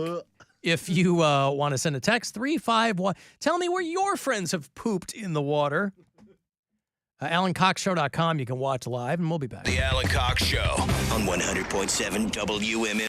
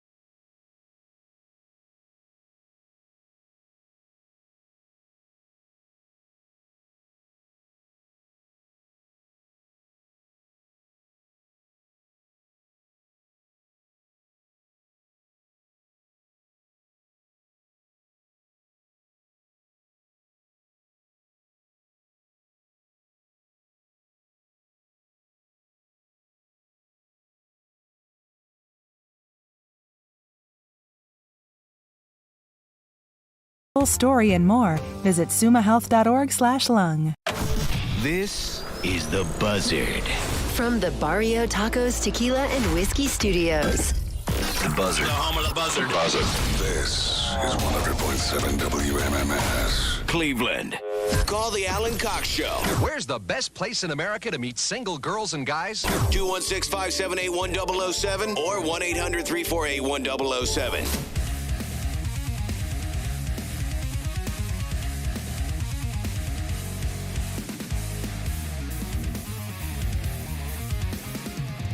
$35192 if you want to send a text. If you're watching live at AlanCoxShow.com, you can thank Waddy Lumaboot for helping out today. Nailed it. First day back from vacation, so thank you, Waddy. Hey, Lori. Yeah, hey. What's up? I went to Europe just before COVID on a 2-week cruise. Oh, Not good one- for you. Good for you. Okay, it's part of the story. Cut me some slack. Anyhow, not once, not twice, but 3 times the pool had to be entirely drained. It literally looked like a scene from Caddyshack. Guys in hazmat suits with the scrub brushes on the long poles, all because somebody had pooped in the water 3 times in 2 weeks. I mean, those cruises, and I've been on a couple, man, it's amazing that anybody comes off not sick. Well, I have to say, every time you went to the food, it was washy-washy, and they were sitting there with the hand pumps and the soap, and you could see they were really trying. So when the guy said earlier something in Cleveland Heights with the pool, I wondered if that meant they totally drained it, or are they just throwing a bucket of sanitizer in or something. But, man, they took it very seriously. But then in the meantime, all they did was shift. What I'm assuming were families all over to now the adults-only pool, and the problem spread. So, yeah. Right. 3 times. Oh, Lori, I'm glad you make it out to tell the tale. I told the tale. Yeah. All right. You have Thank a good you, one. Lori. You too. I already have a good one. Thank you, Lori. There's Lori from the aforementioned Berea, Ohio, where I spent a good 20 minutes in their downtown area, their downtown center of commerce this morning there on Front Street. Oh, what a quaint little area. You might see, if you're a fellow Berean, you might see Mary Santora tooling about town on her brand new 2-wheeler. Mm-hmm. Right? Love my bicycle. She got a new bicycle. Bought a good one, too. A good one. Yes. Well, it was expensive. I don't know if that means it's good, but 2 wheels. hell yeah. I gotta say, speaking of nice bikes, because I've been looking at bikes too, and I really want to do it before the summer's over because why do it after that? But I think it's going to be, I think the temperature is going to be okay into the fall. Anyway, coming into work this morning, I'm down here waiting to turn left onto Prospect from 9th, and there is the dude who is on the corner, and he's straddling a bicycle, and he's waiting for the light to change, and he's shirtless. He has no shoes on, just shorts. He's covered in tats on his torso, which isn't indicative of anything, but he's standing there and he's clearly dancing to a song that he only hears in his own head. So I don't know if the guy's high. I don't know what the situation is. He's having a great time. Looks like he could use a bath, right? And he's on a very nice bicycle. I could tell what it was. He's on like a high-end Cannondale, this guy. I don't know what that On the corner. It's a very nice bicycle. He's on the Freshly corner. stolen. That's what I thought. But no, but I would think, of course. Oh, my God. Maybe he's kooky. $12,000 for a bike? Well, no. They don't. I mean, you can spend that, but not that high. I typed in Cannondale, and that's what comes up: $7,000, $15,000. It doesn't have $5,000. to. It doesn't have to be that much My money. goodness. But The lowest one I'm seeing is $1,200. is that a gravel bike, a mountain bike? What is it? Or I'm sorry, $2,000. Anyway, right? Yes, they are very expensive. You can get one for under $12,000, but you take my point. Yeah, he got one for way less. He got one, the 5-finger discount. Mm-hmm. So I don't know what this dude was riding, if it was a carbon, I don't know what it was, but just me sitting there looking over, and I was initially kind of enthralled by what the guy was doing, his performative whatever. And then I looked and saw what he was on. I was like, holy crap. So obviously I thought he stole it, but you'd seem to be in a bit more of a panic if you're riding around on someone's high-end trail bike. See, that's why He's probably like, you who's don't live the thief life like him. If you act like it's your bike, then you're like, must be his bike. And nothing saying that he stole it from downtown, Yeah, right? He might could have have stolen a long ridden time from ago. Yeah. Alan, you should add "Don't poop where you swim" to the mission statement. Some things don't need to be committed to paper. Some things. Who said that, Mary? Mm-hmm. She doesn't. She knows that. Does she? She does. She's the one who said it. Alan, there were about 20 of us in the ocean, and here comes brown sausage just floating on by. Oh my God. It's a Baby Ruth in the pool, not a Payday. All right. Baby Ruth, whatever. I would have thought Payday as well. Yeah. Payday's covered with nuts on the outside. That's right. Yes. Yeah. The Baby Ruth is a Payday covered in chocolate. Yeah, that's right. That's right. Yeah, get a bike, man. My bike was annoying to get. I had to go to. We just bought it from Dick's What kind did you get? Sporting Goods. I got an. What? Bill? I was going to say he should Nathan? get 2 unicycles and then connect it with some broomsticks. That sounds easier than buying a full bike. But how would he connect the That's up to you. Get inventive. It's your. 2 unicycle? What about a penny farthing? Would you ride one of those? 2 wheels. No. You wouldn't. Okay. I bought is called a Nishiki. Yep. Anasazi Okay. is the brand of Yep. bike. And we just went to Dick's Sporting Goods, but the first one we went to, they were like, yeah, we don't have that bike. We can't build it. Our bike technician isn't here. So the Yep. second one we went to, they were like, yes, we have the bike. We're out of kickstands, which I don't know if you guys knew this, but There's a kickstand shortage. no, well, bikes don't come with kickstands anymore. Right. You have to buy You them have to separate. buy a $50 kickstand and attach it to your bike. No bikes. They said Schwinn and like one other brand are the only bikes that come with kickstands. Every other brand of bike, you have to buy and attach a separate kickstand. Like buying a cell phone and not having a charger. Essentially, yeah. Was anybody screaming cultural appropriation with a bike called an Anasazi? I don't know. No, they weren't. All right. But the guy told me it was like the best path and pavement bike Hey, well, it's a hybrid bike, right? in my price range. Gotcha.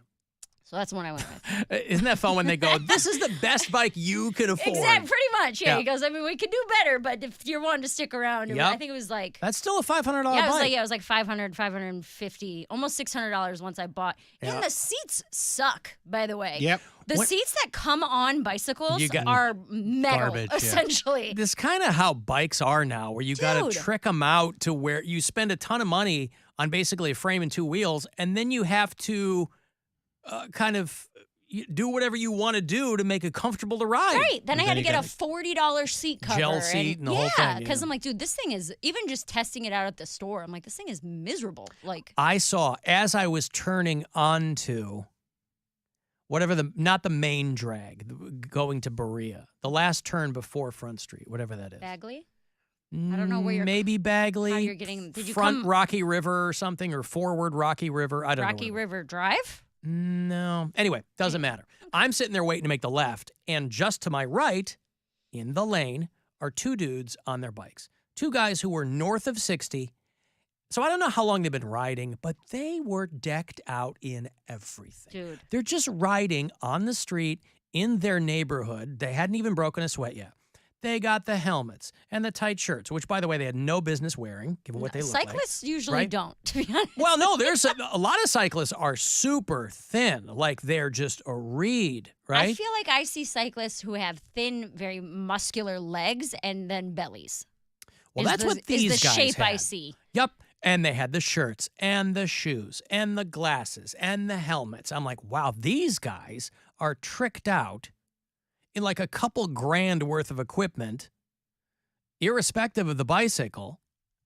But they looked like they were having the time of their lives. I'm like, here are 2 dudes who each convinced their wives that they were going to get really into cycling, so they bought all the accoutrement so they could get out there and just not be home. Mm-hmm. Because this was like 10 to 9 in the morning. Well, the metro parks run straight through the middle of Berea. So there's a ton A lot of cyclists. of cyclists. Yeah. Well, yeah. maybe that's where they were headed.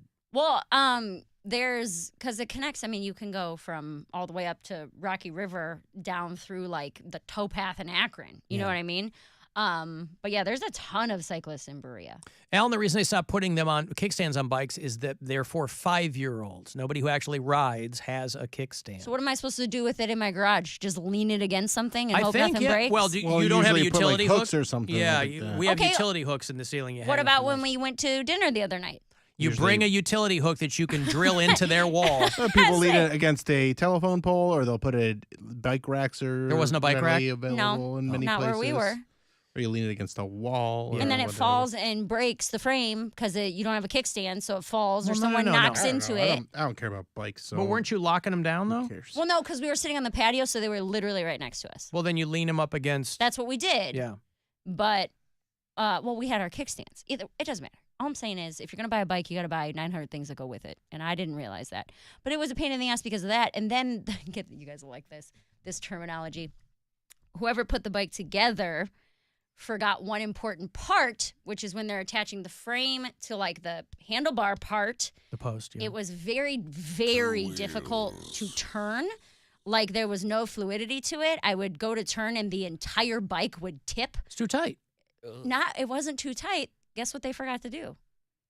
Oil the... Lubricate the shaft. Yeah! Brian had fun with that one for about 2 straight hours. They forgot to lubricate the now, shaft. now, who used those words, by the way? Did the guy, he goes, oh, I forgot to lubricate the shaft. The bicycle technician Yep. at Dick's Sporting Goods. And because he probably uses that term all the time, Yeah. he didn't even No get so big much deal. as a Brian snicker. called me giggling because I was in Washington. I was in Tacoma when he went and got my bike fixed. And he called me. He's like, dude, I just left. Guess what they said? He's such a child. I know. He's such a child. They forgot Wow, to you're in Tacoma and he's getting your bike fixed. Yeah, he's Must helping be me out. nice. Yeah. Must she has be nice. boundaries, and the boundaries are you get my bike Fix fixed my or crap. it's over. You better lubricate that shaft, homie. Come on, baby. You want This it is to a go house of both lube ways? shafts. In this house, we believe in lube shafts. It's good though. Alan, it drives me nuts when people dress up like goddamn Lance Armstrong. It is excessive. They got the helmet rear view, like the dental mirrors on the side of their Let helmets. people have their hobbies. People want to do stuff. I know. Spend your own money. $2,000 on the bike and then $4,000 in clothing. Go ahead. Go ahead. I love the don't memes. care. I always love the memes where it's a Let guy people be nerds. getting off his bike and he has like the blood around his nipples. Yeah. You guys ever see that? Usually running. Usually yeah, it's running. I don't see that as much in the biking. That's from not lubricating your nipples. Yeah. Do you have to wear like nipple stickers when you do something like that? Yeah, some people do. They wear the long distance runners. They'll wear Oh, patches. the chafing. I wonder if women do that too, though, because you're in like a tight sports bra, so it's probably not as bad. Some do. Right? I don't know. You want to talk about pooping while you're Skinny Bill was running a lot, and I would put Band-Aids over my nips because I would get the chafing, and it sucks. You don't want that. You want to do whatever you can to get away from that. Areola. A lot of bike seats now require you to wear padded shorts. Dude, they're miserable. I just ordered one on Amazon, and I was like, whatever. It'll get I here in a think day, that but- because a lot of riders, they never sit down. And so maybe they're trying to, like these dudes going down Euclid doing wheelies, right? that's on the different, back. though. Yeah. I'm not buying a bike to do tricks. Buying a bike to exercise. I had my first exercise ride last night. Felt good. I just use the Peloton for now. See, that one doesn't move, though. So bougie. Is Yeah. it? A lot of just people. own the A lot of Peloton. people bought Pelotons during COVID. Who's That's why they went bankrupt, because people were like, "Oh, this is now the most expensive clothes hanger I have in my house." Who's your coach that you watch all the time? I don't care who it is. I don't have one who I watch. all the Not Cody Rigsby. No, but Gwen's into him, I think. Of course she is. Who Yeah. not into? Look at him. Why do you know that if you don't have a Peloton? Because he's like the most. He's gay. He's good looking. He's like the most famous guy. Like these dummies He's on Dancing with the Stars. These people on These people on Peloton got so famous they put him in other things. Yeah. Oh, They're he's like, pretty cute. this guy rides a bike that doesn't move. Let's see how he can dance. I think one of them was on the new season of Is It Cake as a judge. There you go. He's a hot piece of ass. That's why I know who he is. If he's gay and he's like, hot, why you asking? chances are I know who he is. I was going to show Mary a picture. We haven't done. What was the Oh, bit we come did? on, Mary Gross X. Mary out. Mary, yeah. Mary X, yeah. don't wanna Mayor see it. reacts. Right, I was going to show you this. Doctors cannot figure out why this guy has a hairy green tongue. I've seen these pictures. Oh, you Not did? of this specific guy, but when I had thrush the year my dad died, because I was all stressed out and not sleeping and stuff, I was Googling all kinds of tongue diseases. And one of the diseases is called hairy tongue. This is a guy in Dayton, Ohio. Here, I'm going to email. You have your email open? Yeah. Okay, I'm going to email you guys the link to the story. Our work email or my private email? Your work email. Just making sure. So you can see, because it's a giant picture of... There's also a condition called black tongue, where your tongue just turns, just completely turns black. I've seen that. There's COVID tongue. That's a thing, too. One time I had the hairy tongue or whatever, but it just looked black. It was something that I ate, and then I woke up, and I went to, brush my teeth, and my tongue was all black. I was like, what the hell is this? And I Googled it, and they're like, hey, it's nothing to worry about. And it went away. So if in you one get this, day. if you get the story there, because this is the article about the study. There's no picture. No, there's a link where it says an image of the man's tongue can be found here. Oh, hold right. on. I'll show it It's to the loading. people on the live stream. That is the green hairy tongue Hold on. Oh, God, I'm so nervous. that this dude has. It looks like a sloth body. I can't get out of it. And they can't figure out I'm gonna puke, what's dude. happening I'm going to throw up everywhere. Oh, my God. with his tongue. This is I making me clicked that itchy. off so fast. So this guy is It looks like the back of a sloth. yeah, this guy is the patient of the moment there in Now Dayton. I'm watching it on the live stream. Mary, Mary, how much would you have to No. be paid to let that guy French you? No. French you? or go down on Uh, whatever? Oh my God, what if it felt so good? Because it's like soft and fuzzy. It Oh, probably does God. feel really Yeah, I good. feel like I'd let him do oral rather than kiss him first. Yeah, right. It's like humping a bearskin rug. How much would you have to be paid, Mary? I don't Everyone know, has man. their price. $250,000. What if it's bacteria, though, and then it gets all in you? They can't figure it out. This is in the New England Journal of Medicine. I mean, this is top of the top for physicians. A thick, plush mat of foul fur is on this guy's tongue. Can they, shave it off? So the most common version is black, but in exceptional cases, it can be different colors. And doctors were stumped. They first gave him antifungal medication, assuming That's it how was they treat thrush. assuming it was a yeast infection. But after the course of drugs, his hair and his green tongue remained in all of its glory. I hope that man's loved. I like how when they don't know, they just give it a new name. They go, oh, you have hairy tongue syndrome. And then he goes, yeah, I knew that, dummy. I can tell.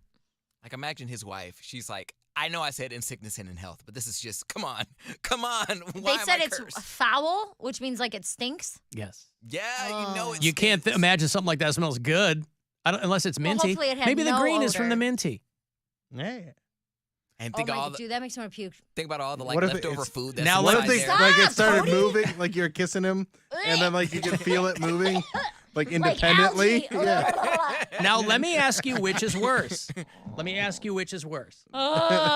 they're that not. or Randy's analogy. Oh, God.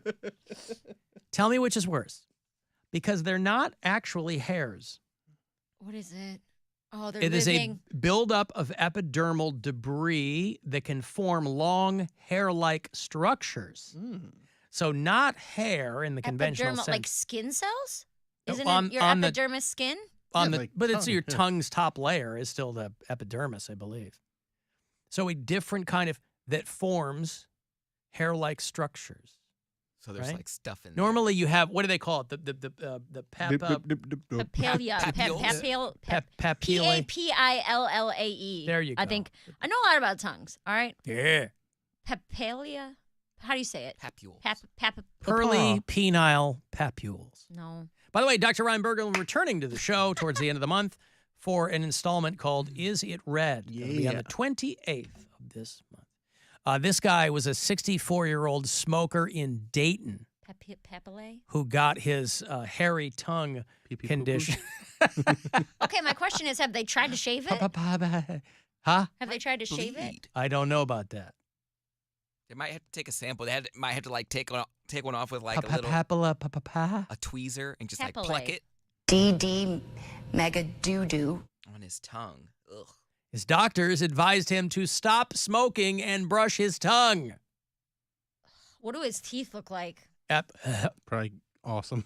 Green and hairy as well. They told him to scrub his tongue to try to slough the cells off. At a 6-month follow-up, his tongue had returned to normal, although he didn't quit smoking. Because of course not. I mean, I don't want a green, hairy tongue, but I ain't going to quit smoking. That's that. Cigarettes that are doesn't great. get you to quit smoking, then nothing's going to get you to quit. No, green, hairy tongue. Ugh. Yeah. I am That's so the appropriate out. reaction. I'm so out. I've got to. Yes, you are.